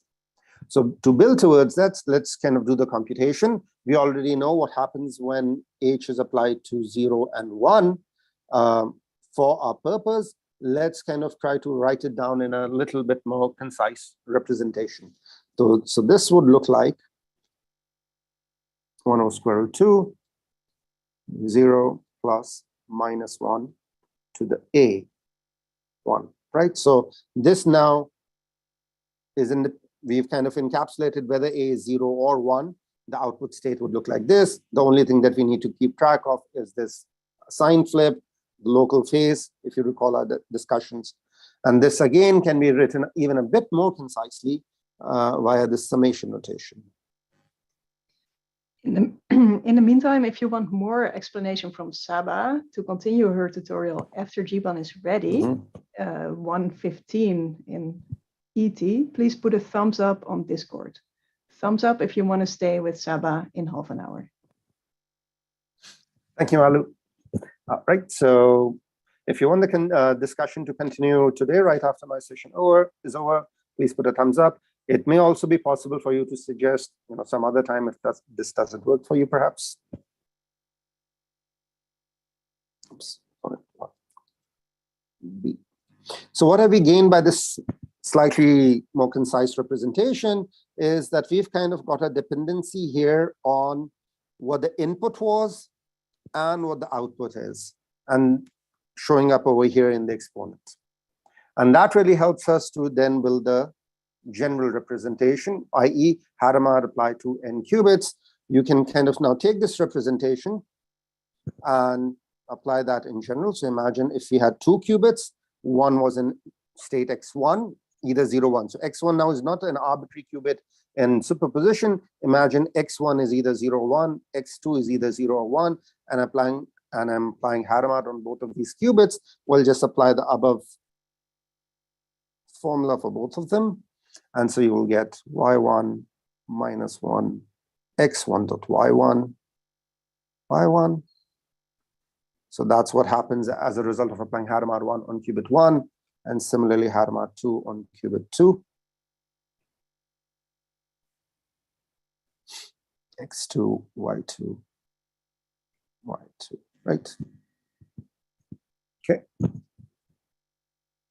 And now this entire thing just generalizes this. You can prove it inductively, just see the pattern. Take summation over all length n bit strings, and you get -1 to the x dot y, where x dot y is then kind of the bitwise and x1 dot y1 plus x2 dot y2 plus xn dot yn, the inner product between these two bit strings, where the addition here is happening modulo 2, if it helps, right? There's much more nicer kind of things to say about this, which we'll do on Thursday, but for today, let's just take it as a given that we've done this calculation and we know what Hadamard does to an arbitrary bit string qubit, n qubit state. And now it becomes relatively straightforward to do the entire state evolution of this quantum circuit, right? So this way just means that we are not taking care, we don't worry about what happens to the additional qubit that we had, the n plus first qubit, right? So psi1 at time step 1, already we know that the first n qubits will be in this uniform superposition, and the n plus first qubit, because it was in state 1, gets to be in this 0 minus 1. How you derived HA again, let me quickly go back. All right, so A was recalled just a single bit. So I should write it out over here. A here is just a single bit. And same thing applies over here for B, as mentioned over here, it's a bit. And now when I generalize over here, those bits now become bit strings, right? And so how we derived H over here is really just seeing the pattern that H applied to 0 was the plus state, H applied to 1 was the minus state. The only thing that's changing is the sign over here, which kind of depends on what the input state was. If the input state is 1, then the sign over here is 1. So that allows you to control this. You just see that pattern again, that, well, you could imagine this is actually also choosing the sign over here as well. In this case, because this was 0, the sign over here, if the input state is 0, so 0.0 or 0.1 would still value to 0. So the sign in front will remain plus. Whereas the only case in which this sign should be minus is when the input state was minus and the output state that we write, the sign that we're figuring out in front of is the state 1. And so that this essentially identifies exactly that pattern.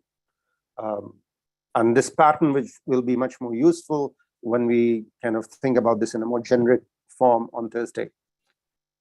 So A itself is just the label 0 or 1, and when you put the ket sign around it, it naturally becomes the ket state 0 or the ket 1. Right? Yeah, but it's nice to have that clarified. Otherwise, yeah, the other stuff might not make sense. Okay, so following up with that, we already know.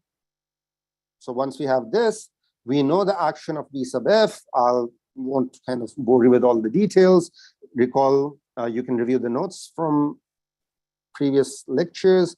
This will just introduce this sign in the amplitude sign in front of the states that we have with the function f evaluated in the exponent, right? And that's what we will be interested in. That applying the oracle B sub f gives us -1 to the f of x in front of the amplitude, in front of the state x. And then the remaining auxiliary state is still in state minus, right? So we are applying exactly the slide content of Fayer's kickback, where we defined how the oracle works, where we went through the entire computation and said, oh, this kind of means that we can kind of keep the auxiliary state as is, and the computation of the function is then stored in the phase over here. So that's what has happened. And now the insight stuff will come on Thursday. We just do the brute force computation. We've got to apply to figure out the state at time t3, again, the Hadamard on this state. And now the identity that we just had figured out will come in useful. We can literally just plug it in. So this should give us 1 over square root 2 to the n sigma x -1 to the f of x And now you can imagine we have kind of brought in the Hadamard all the way in, and simply Hadamard tensor n applied to X. And this all is separate from the auxiliary minus state, right? Now plug this in, and you get 1 over square root 2 to the n sigma x minus 1 to the f of x. So our, if you recall some of the calculations that we did early on with a couple of Hadamards on 2, 3 qubits, it becomes really convoluted and complicated. This concise representation helps in writing it down nicely. 2 to the n sigma y minus 1 to the x dot y, y minus. Right. Let's simplify this a bit by combining the amplitudes. And so we write this as 1 over square root 2 to the n. Let's take out sigma y. And this becomes, sorry, I don't want this over here. I want to combine the amplitude. So sigma y, and then 1 over 2 to the n, sigma x, minus 1 to the f of x, plus x dot y, y, minus. Agreed? So that's the state that we have at time t sub 3. And what just remains to be done now is to measure the state. And now you see why we wrote it in this way, because now if you say, hey, give me you choose a fixed value of y and say, give me the result, the probability for figuring out what the probability for, let's say, 0, 1, 1, 0 is. So fix that value of y over here, and then you know that this entire amplitude is what is in front of that fixed value of y. You can fix this value of y over here as well. Naturally, you still have to do this summation of x, which we'll kind of figure out next. Right? But is the calculation of the state so far psi 3 clear? How we got psi 3?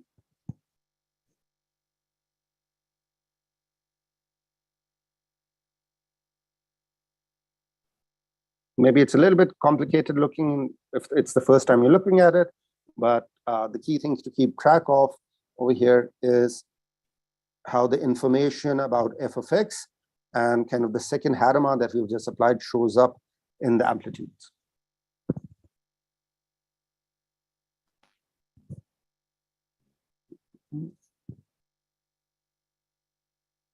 No questions? Yes. So note that the algorithm says that for the measurement, you need not worry about the auxiliary qubit. So we can kind of drop it. And now if someone says, hey, give me a specific probability for fixed chosen y, we'll need to do that specific probability calculation. So you have this state, the n plus first qubit, the auxiliary qubit has been dropped. This entire thing is the amplitude in front of a fixed chosen y. And at the moment, it's not at all clear how in any way this has helped us in solving the problem. This looks like a messy expression that may not have any structure. Sigma is movable anywhere. Well, yeah, so you can move around the sigma x and sigma y in this case, right? As long as you're not taking something that's dependent on x outside of the summation or the other way around. The quantities x and y are in decimals, right? So x and y, we call this notation, you imagine them as length and bit strings. So if n is equal to 2, or let's say n equals 3, so x will be all possibilities from 0, 0, 0, 0, 0, 1 up till 1, 1, 1. So these would be length 3-bit strings. Same thing applies for y as well.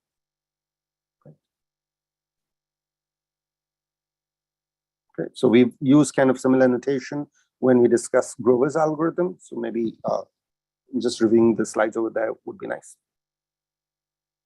Okay, so you can for sure take that binary string and again imagine them as a decimal integer as well.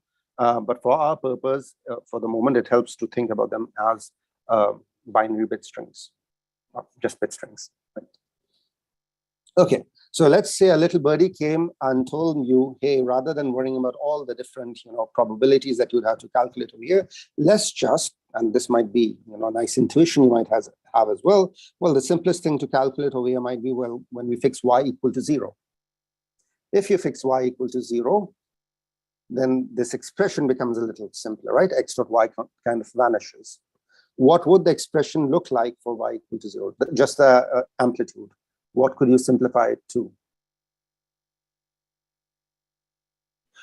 X dot y returns a decimal number. So recall I said that you can take this addition to be mod 2. Although, so if that helps. But either way, we are just doing -1 to this expression, so shouldn't really cause a problem. Right.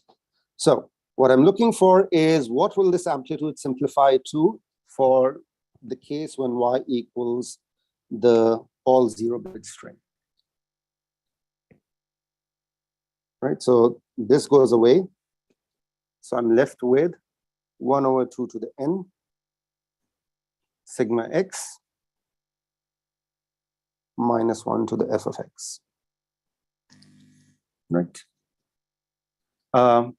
And now it's just what do we need to do? We need to calculate the amplitude, square the amplitude, right, to figure out the probability. You don't need to worry about complex numbers again over here. It's all nice and real. So just take the square of this expression. Well, if I take the square of this expression, what would it look like? It would look something like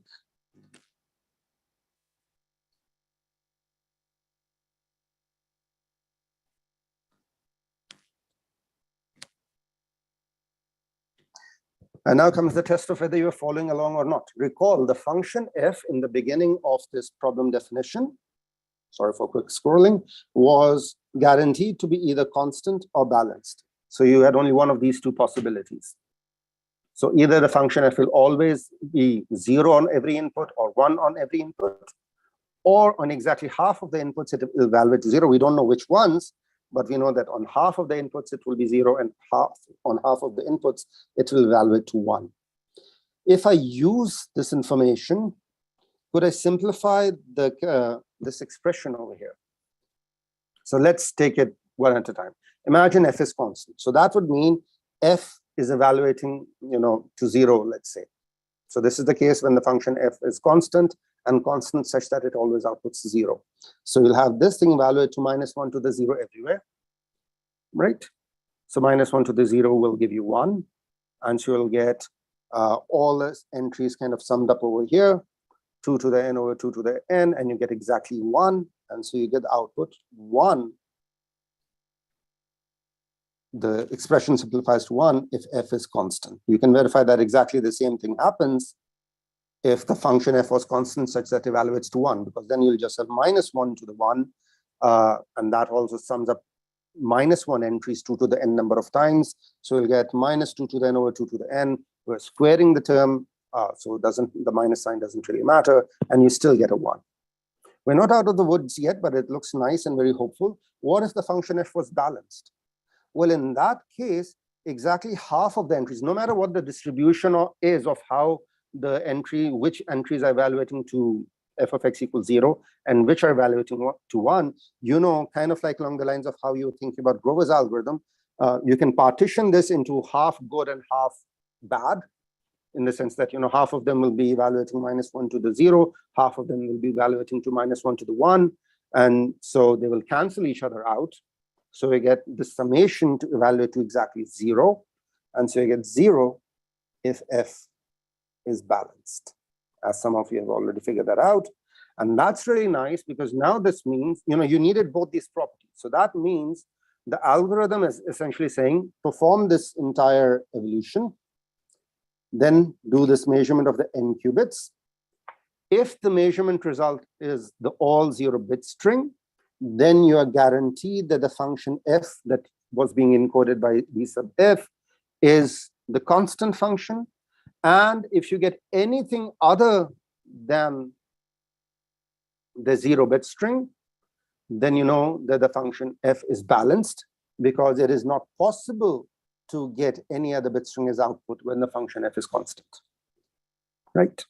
And so these two properties combined together really helps us simplify the analysis of this algorithm, where you don't need to worry about, hey, what is the amplitude in front of all the different possible y's, rather just this one little nice probability calculation of, hey, what's the probability of getting a y, allows you to figure out the right answer with just a single oracle call to my oracle, right? And so we get an exponential separation for this made-up promise problem. However, the catch here is that the exponential separation only holds when we were asking for the classical algorithm to be error-free. It doesn't take too much thinking to conclude that if I allowed even for a small error for the classical algorithm, then the classical algorithm can do really nicely as well after just a constant number of iterations, right? So you don't really need to do the entire 2 to the n calculate 2 to the n oracle -1 oracle calls. Even if you do a constant number of oracle calls, you will have the probability of error really scale down exponentially, and so that really helps you in solving this problem efficiently, even classically, if you allow for some error. So while this is one of the first few algorithms that gave this separation between quantum and classical algorithms, but it's not necessarily that interesting because of the made-up problem and because the separation kind of goes away if you allow for this relaxation that the algorithm may have the classical algorithm may work incorrectly with some small probability. Where is the quantum taking part? So the quantum taking part is exactly your ability to apply these Hadamards on the 2 to the n qubits, and then again applying the Hadamard again after applying the oracle call, right? So this amplitude interference that has happened over here, that has resulted in you getting exactly the bit string 0 as output when the function f is constant, and never the bit string 0 if the function f is balanced, has happened because there was a very cool interference that happened when these Hadamards were applied over here. We will try to gain a bit more insight in terms of why and how this kind of is happening over here because of the application of these Hadamards. So that will be all kind of our introductory setup on Thursday when we talk about QFTs to begin with. And so that should hopefully give you a bit more insight in terms of where the quantum is happening. Right? Questions, queries, concerns? But you want, even though I'm saying putting this algorithm down as, hey, it's not a great separation, but it's still a very good learning kind of experience to get intuition in terms of why and how this algorithm is working, how it has allowed you to gain a perfect algorithm, a zero error algorithm for solving a problem with a constant single query, whereas the classical approach for zero error must require exponential. So imagine in the classical algorithm, if you allow this relaxation that, hey, I don't want you to be always correct, I allow you to be, wrong with some error probability epsilon, then it does, you say, all right, rather than kind of, saying that I will do my oracle calls all these many number of times, I will do some k number of queries.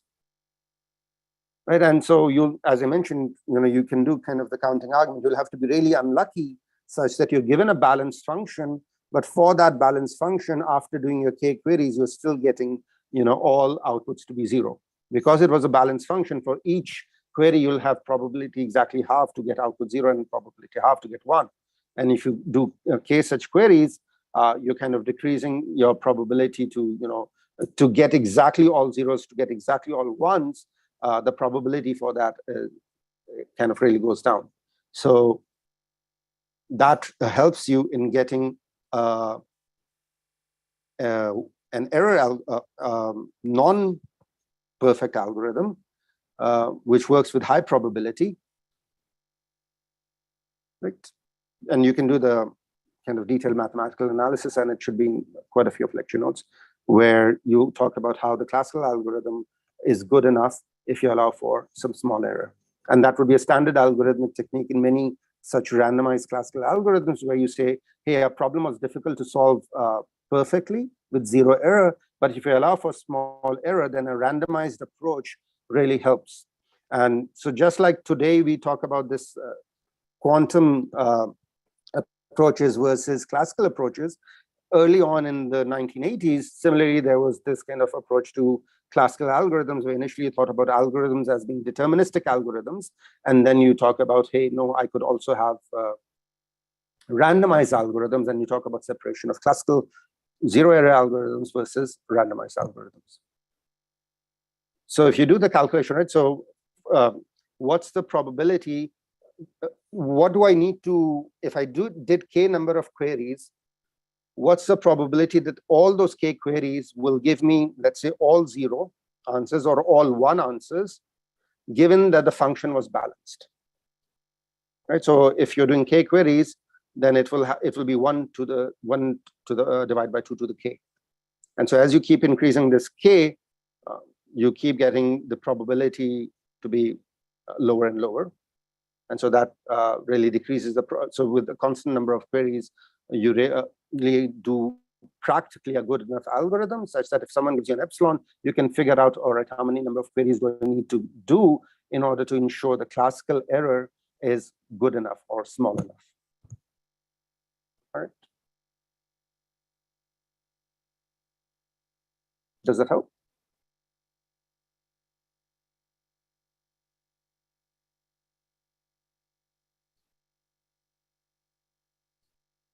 All right. So I'll stop here. What I'd like people to kind of have at the back of your mind before Thursday's session on QFTs is a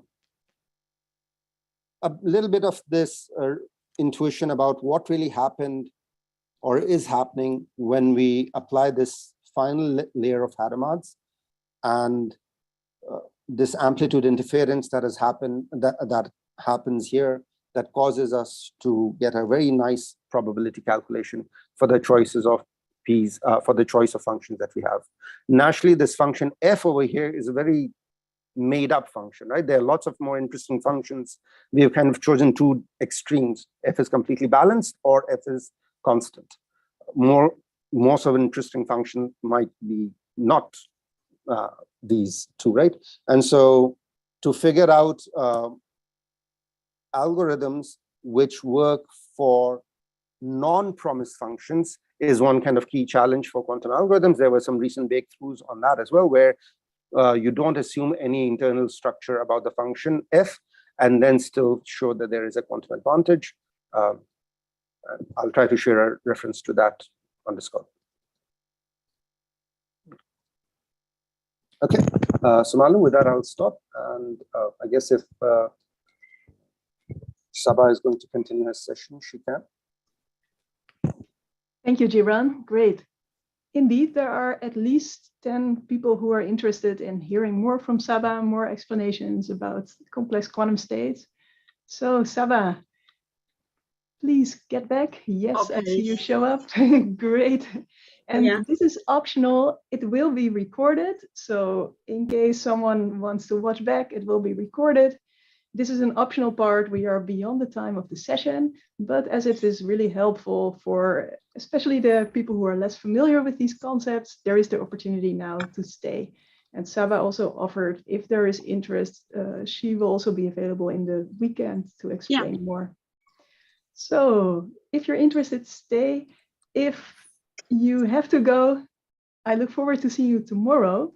Tomorrow we have IonQ in our session. IonQ, Trapped Ion Company, will show a video of their lab, and then there is a panel of 3 scientists, researchers, application developers from IonQ to answer all your questions. This will be very exciting. And then photonic quantum computing, a lecture by Stefano Paisano from the Niels Bohr Institute to dive into this technology. So exciting hardware tomorrow after an intense programming part today. Looking forward to seeing you then. Thank you very much. See you tomorrow. And for the ones who want to stay, please stay. Go ahead. Hey again.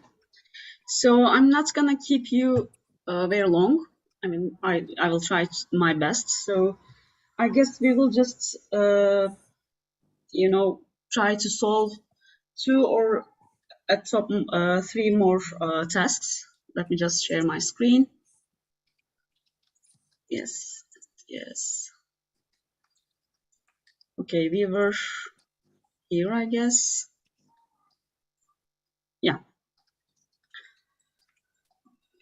Just a quick reminder that we were just trying to solve this task 1 from this notebook.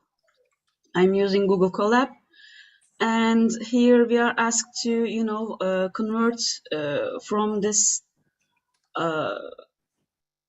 version of a quantum state to the angles to the angles version of the same quantum state. And here is our recipe for the conversion. The first angle is straightforward. By using only beta, the absolute value of beta, and arcsin function, arcsinus function, we may calculate the theta. But for you know, phi, we need to use both alpha and beta, and we need to apply some tricks or some recipe to you know, find the exact value of phi. And to do so, we need to, you know, calculate these A prime and B prime values, which is done here, here and here.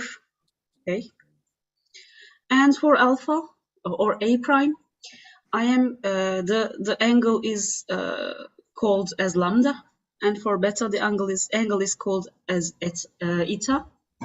So the lambda angle, because the lambda is a built-in lambda,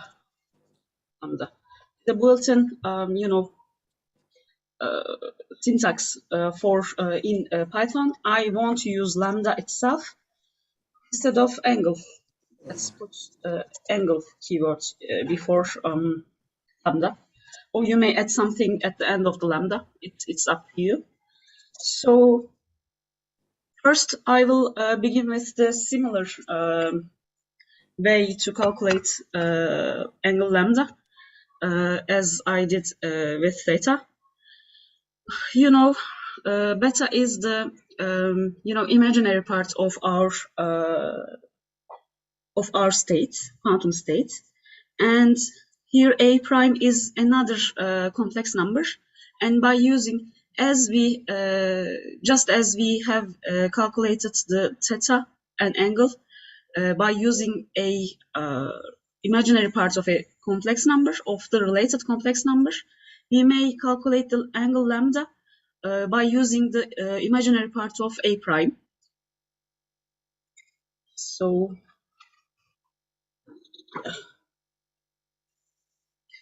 arc sin absolute value of A prime's imaginary part. Okay, so this is angle lambda, but the definition of sinus function, we need to check if we need to check the, you know, which parts we should define the lambda on the unit circle. So, and the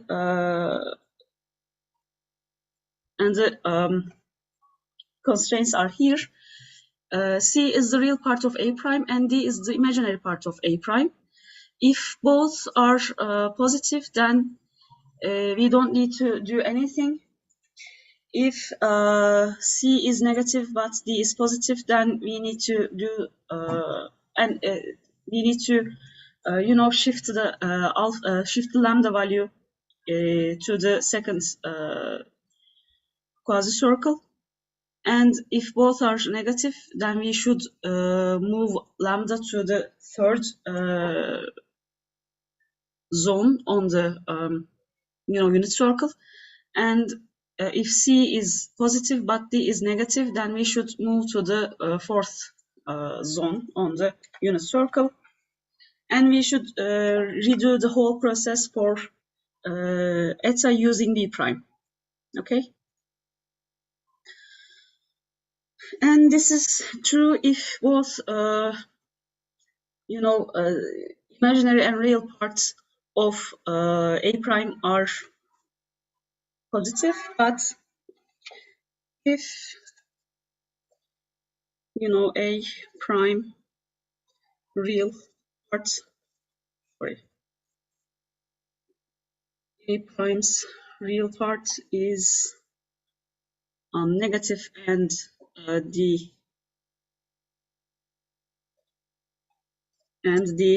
as in A prime's imaginary part is positive, then angle lambda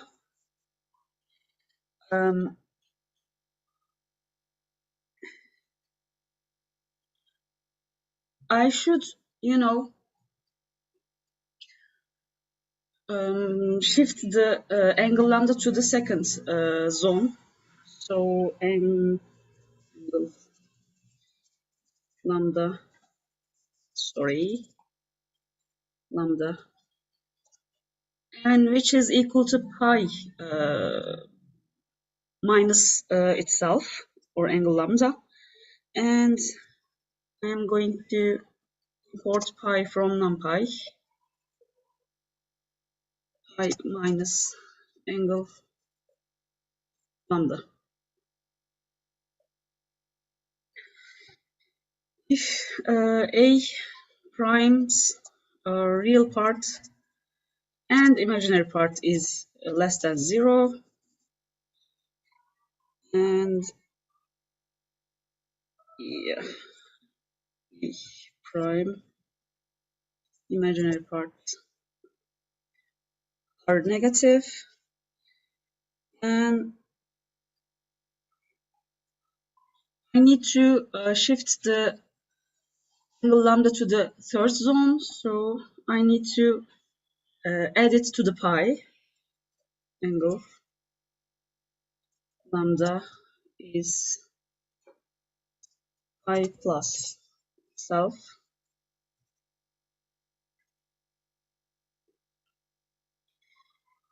And for the last condition, if A prime's real part is, I guess, positive, right? Yeah, positive,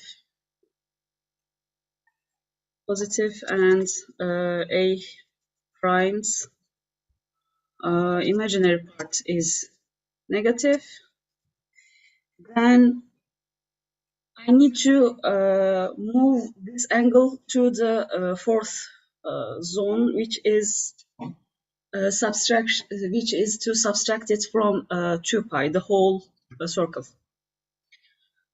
Angle lambda is equal to 2 pi minus angle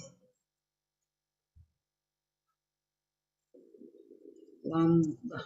Okay, this is the lambda part, and we need to redo the whole process, or repeat the whole process for eta,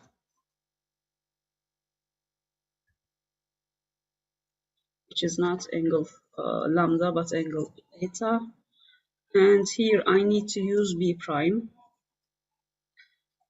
angle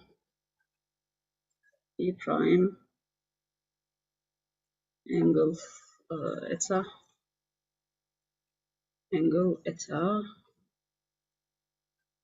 B prime. Oh, okay. And here I should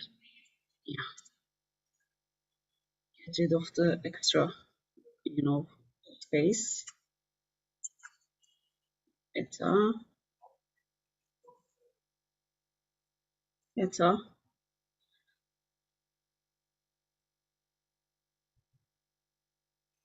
B prime angle eta and angle eta. Let me just check the spellings for any syntax error or semantic error. Angle eta B prime imaginary part, yes.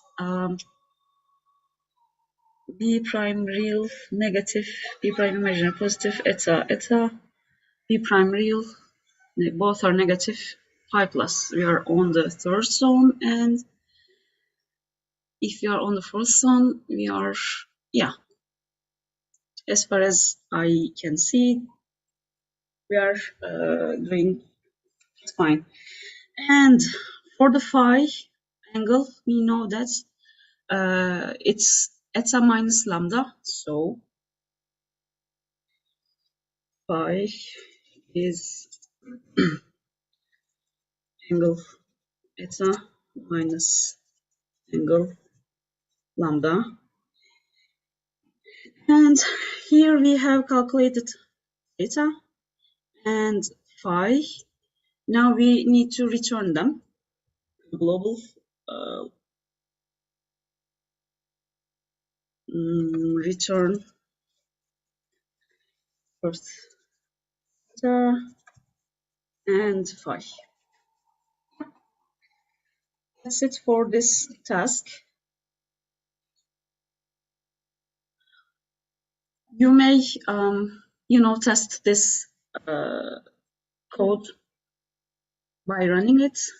And if you come along any errors or if you have any questions at all, please just let me know so that I can, elaborate. And for the next task, we are moving to the next notebook. Yeah. Okay. The Bloch sphere. Task 2. Here, task 1, the code is given to you, and you are asked to, play around the code to tinker the code to get used to the Bloch sphere. So, but for task 2, we are asked to, write a Python function to take these two angles and draws it on a Bloch sphere.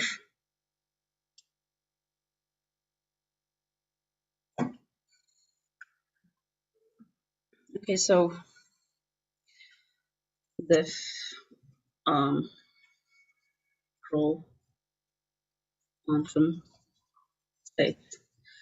This is the name I have given for my function. You may choose another one, but two numbers are given as input for this function, for this Python function. One of which is theta over 2, or the half of the theta, exact value of the theta, or the other one is phi. So half theta is my first input and phi is my second input. I'm going to begin with calculating theta by multiplying half theta by 2 with 2 half theta, just in case. And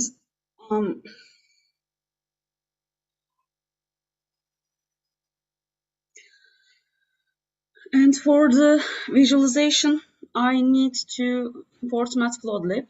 So import matplotlib pyplot.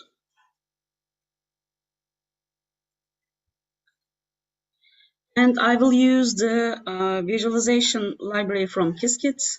So import,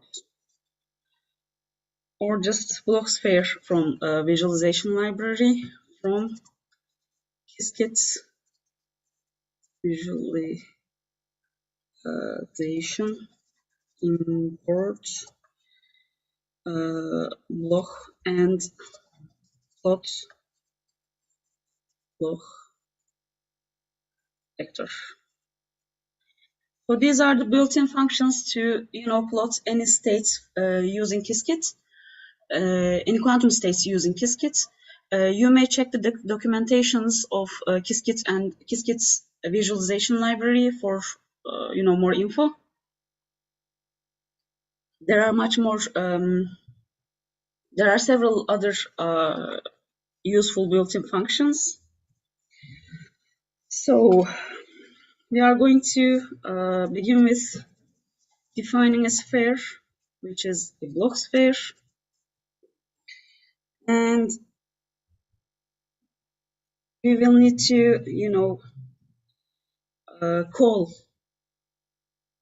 Bloch from this sphere, sphere Bloch,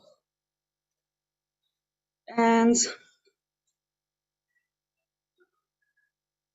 yeah, let's just say that B is our Bloch sphere.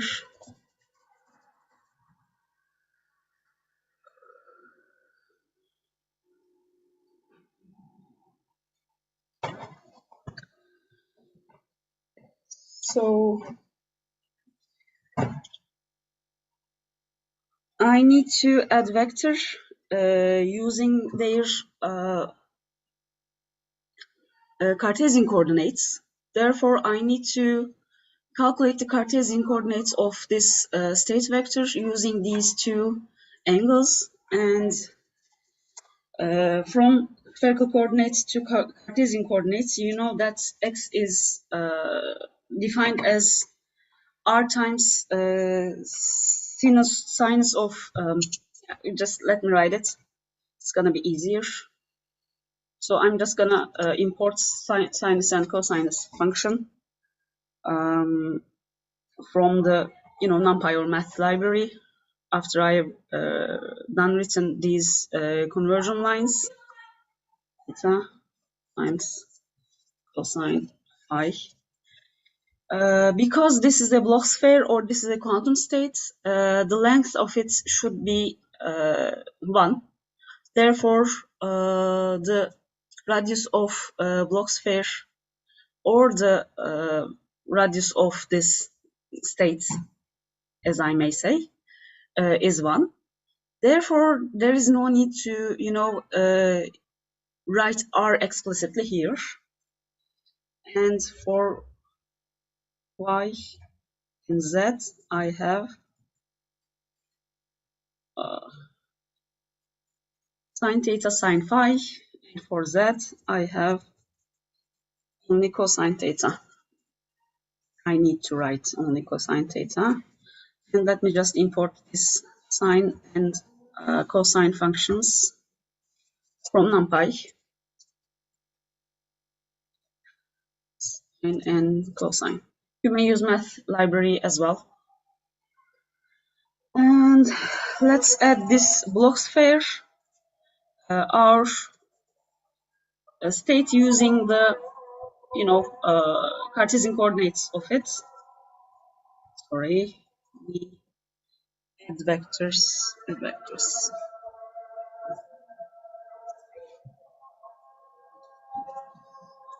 And x, y, z. Yeah. We show. This should do the job.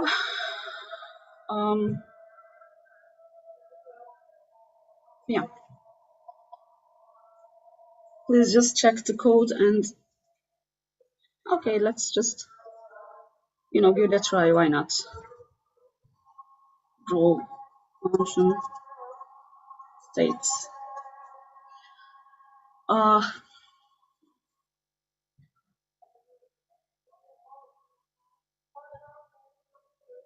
Okay, just I need to generate a random quantum state here and then convert it to its theta and phi form, which is I'm not going to do it right now, but just run this code in your on your computers, and please just let me know if there's something you're curious about. We may fancy our Bloch sphere some other using some other lines, but this is the This is the core of the drawing the quantum states on a Bloch sphere. So okay, let me just move to the last. Okay, not last. The one from the last notebook. And task 3. This is the quantum gate with complex numbers notebook. Task 3, where is task 3? Yes, here it is. Here we are asked to, construct a circuit, and following the recipe given here, create a circuit with 1 qubit, apply Adamar to it, apply a phase operator to it. We have 4 of them, and then make a measurement, and then discuss the outcomes one by one for each, phase gate. And let me just start with importing the necessary functions from Qiskits, which I will copy and paste from the previous cell. So my quantum circuits will be quantum circuits will consist of only 1 qubit, and I am going to use measure all function at the end. Therefore, I don't need to specify any classical registers. I have created a circuit with 1 qubit. Now I need to apply Adamar operator on it. So you see Adamar on the 0th on the qubit with index 0. And then I need to apply the phase operator to it. We have 4 of them, and they are S, T, S dagger, and T dagger. Let's just apply the first one, S. In the task, you are asked to apply 4 of them one by one. I'm going to start with S. You see S on the with index 0, and then I'm asked to make a measurement. So you see measure all.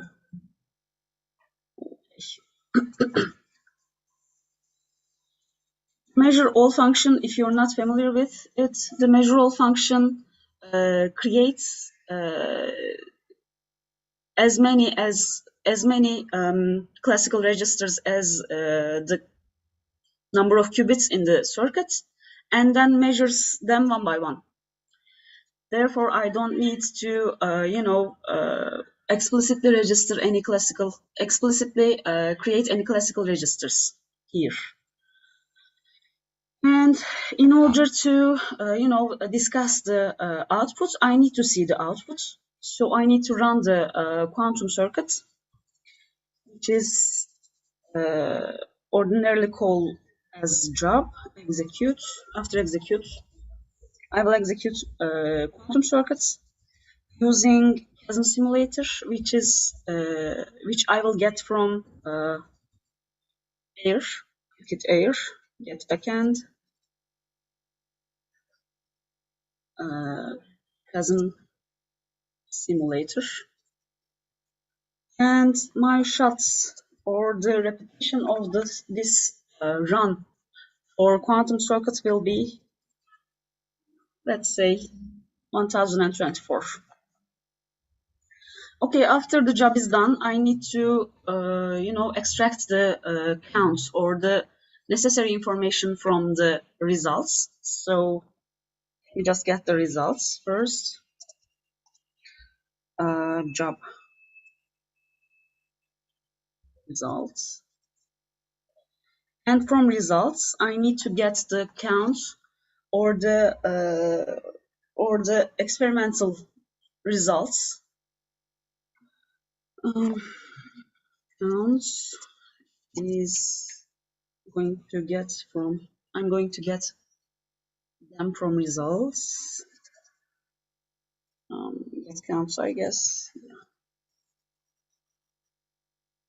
It comes from the quantum circuits. And I may print the counts here. And as you want to see, and if you want to see, sorry, if you want to see quantum circuits, you need to draw it. Quantum circuit draw using matplotlib as output,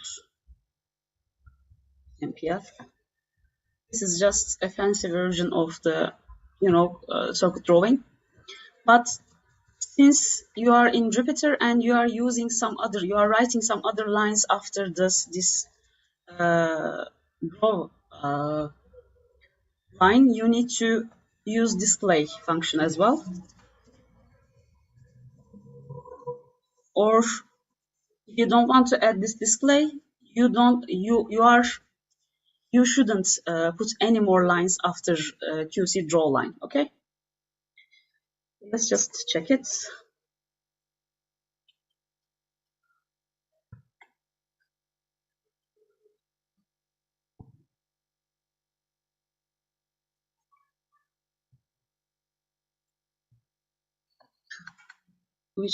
Sorry. Yeah, since this is Google Colab, the Qiskit module is not, built as default, so I need to build it, or I need to install it, which is done as I will show right now. IP install Qiskit. Because I am running this, command, running this bash command within the Jupyter Notebook, I need to put this, I couldn't remember the name of the sign, inclamation mark here. Okay, so let's just install Qiskit. And as it is installing Qiskit to the Colab I am using, let's just do the rest of this task. We were asked to implement all 4 phase gates. The second one was T. The third one was S-dagger. Where is it? Okay, STG. And the fourth one was T-dagger. T-dagger. Okay, let me just check if the Qiskit is installed. Sorry. Okay, it's installed successfully. So let's just rerun the function here.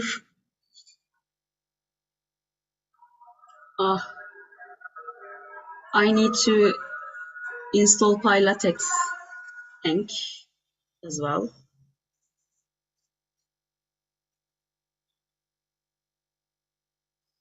Okay.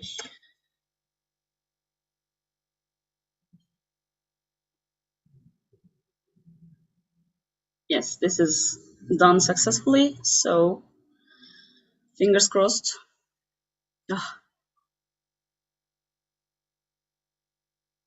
I have just installed it.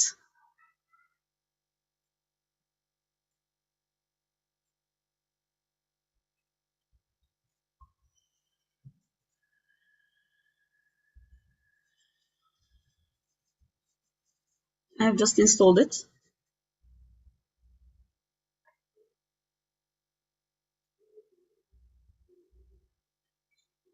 Requirements already satisfied, so maybe just comment out this line and yeah.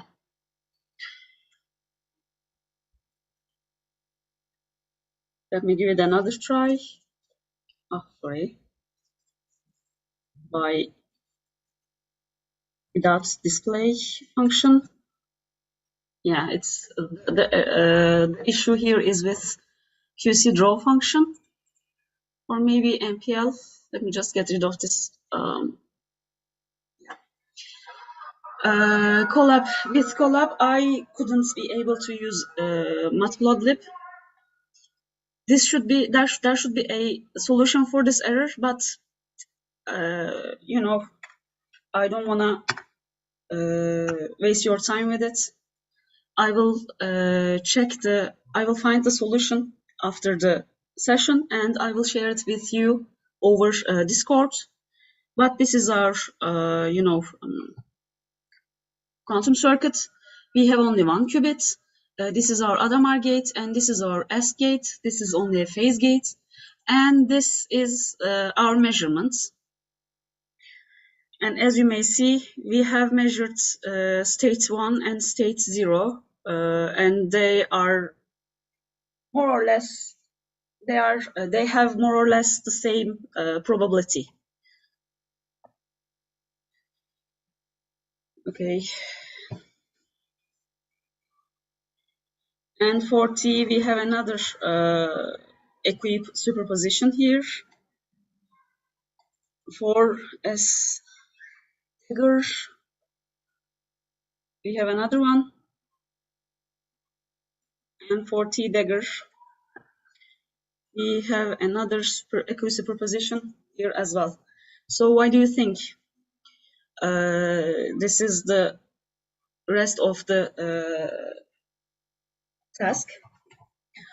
Because we have used, I mean, we know that Adamar gate puts the states into a equi-superposition, and when we have created our quantum circuit, our qubit is in state 0 by default. This is for Qiskit. Whenever you create a quantum circuit, the qubits in that circuit are created in state 0, okay?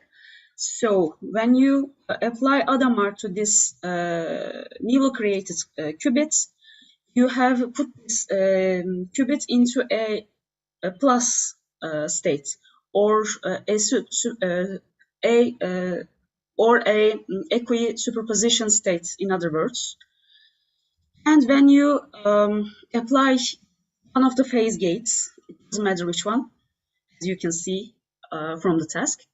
When you apply a phase gate, it just puts a phase coefficient in front of state 1, which is an effect we cannot see after measurements, because you know, the probability of seeing a state is the square of its amplitude.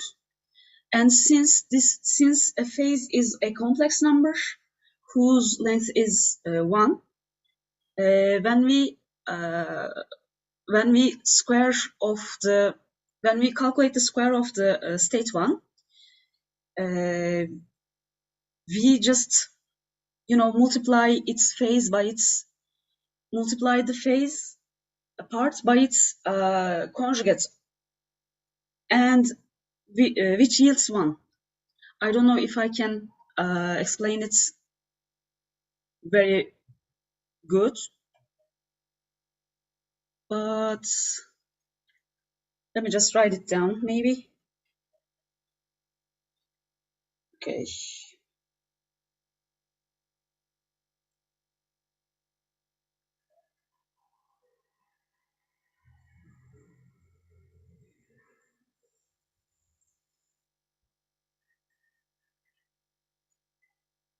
I am sharing the screen of my iPad.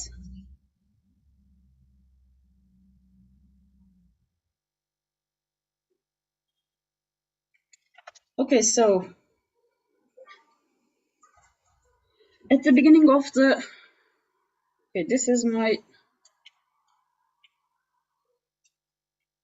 qubit here, and first I have applied Adamar to it, and then I have applied a phase gate to it, let's say S, and then I have measured it, This is just a barrier. And then I have measured it to a, a classical register.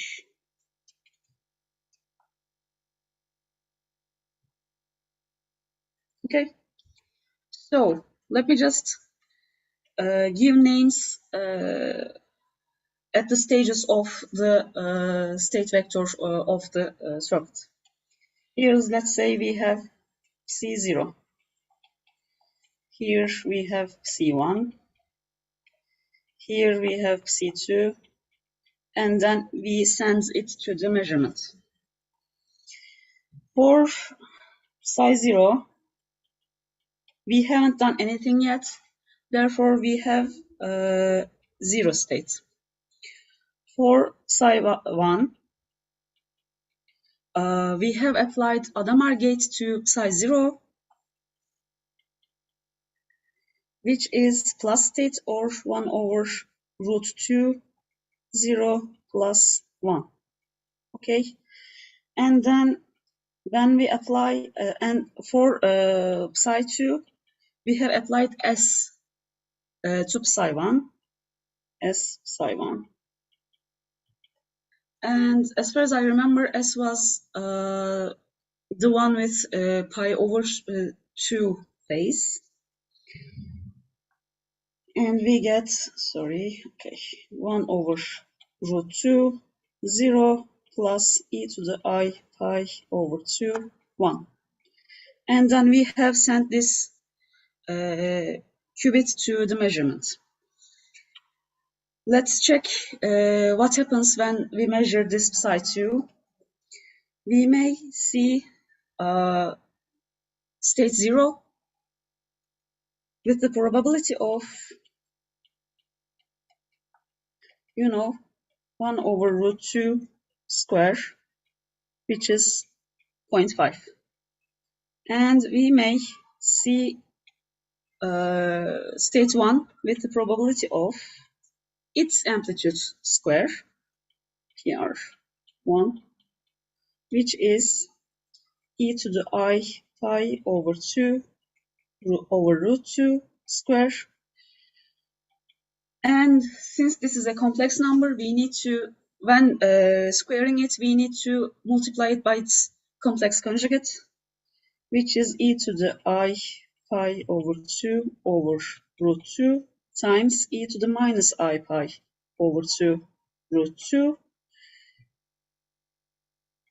As you can see, this will yield e to the 0, which is 1, and we end up with 0.5 again. This is why we don't see any, effect of the phase during measurements. But before measurements, if you apply some other operations, you may see the effect of phase after the measurements, which is asked in the next task. I would like to stop here, or if you may just give me, say, 3 minutes. Yeah, that is great. We have a hard stop from our host in 5 minutes. Okay. Okay, so let me just stop here. We will keep Discord open for a minute to see if there are more questions. Okay. Thank you very much, SABA, to explain everything in more detail and showing everything. Sure. I'm just stopping the share screen. Okay. A few more people are typing, so we'll wait briefly before concluding the session. Thank you very much for staying, 50 people. And tomorrow we will have 2 very exciting hardware sessions coming up. IonQ, trapped ion quantum computing, seeing their labs, discussing with 3 panelists with a variety of roles in the company to see what their work is, what their challenges are, and what their perspective is on trapped ion quantum computing. And then we will have photonic quantum computing with the Niels Bohr Institute, Stefano Paisano, who will give you an introduction into that physical implementation of quantum computing. Mashat says, thank you, SABA, for your time and explanation. Juliana says, thank you for the hands-on session. Oh, thank you very much, and we will see each other tomorrow.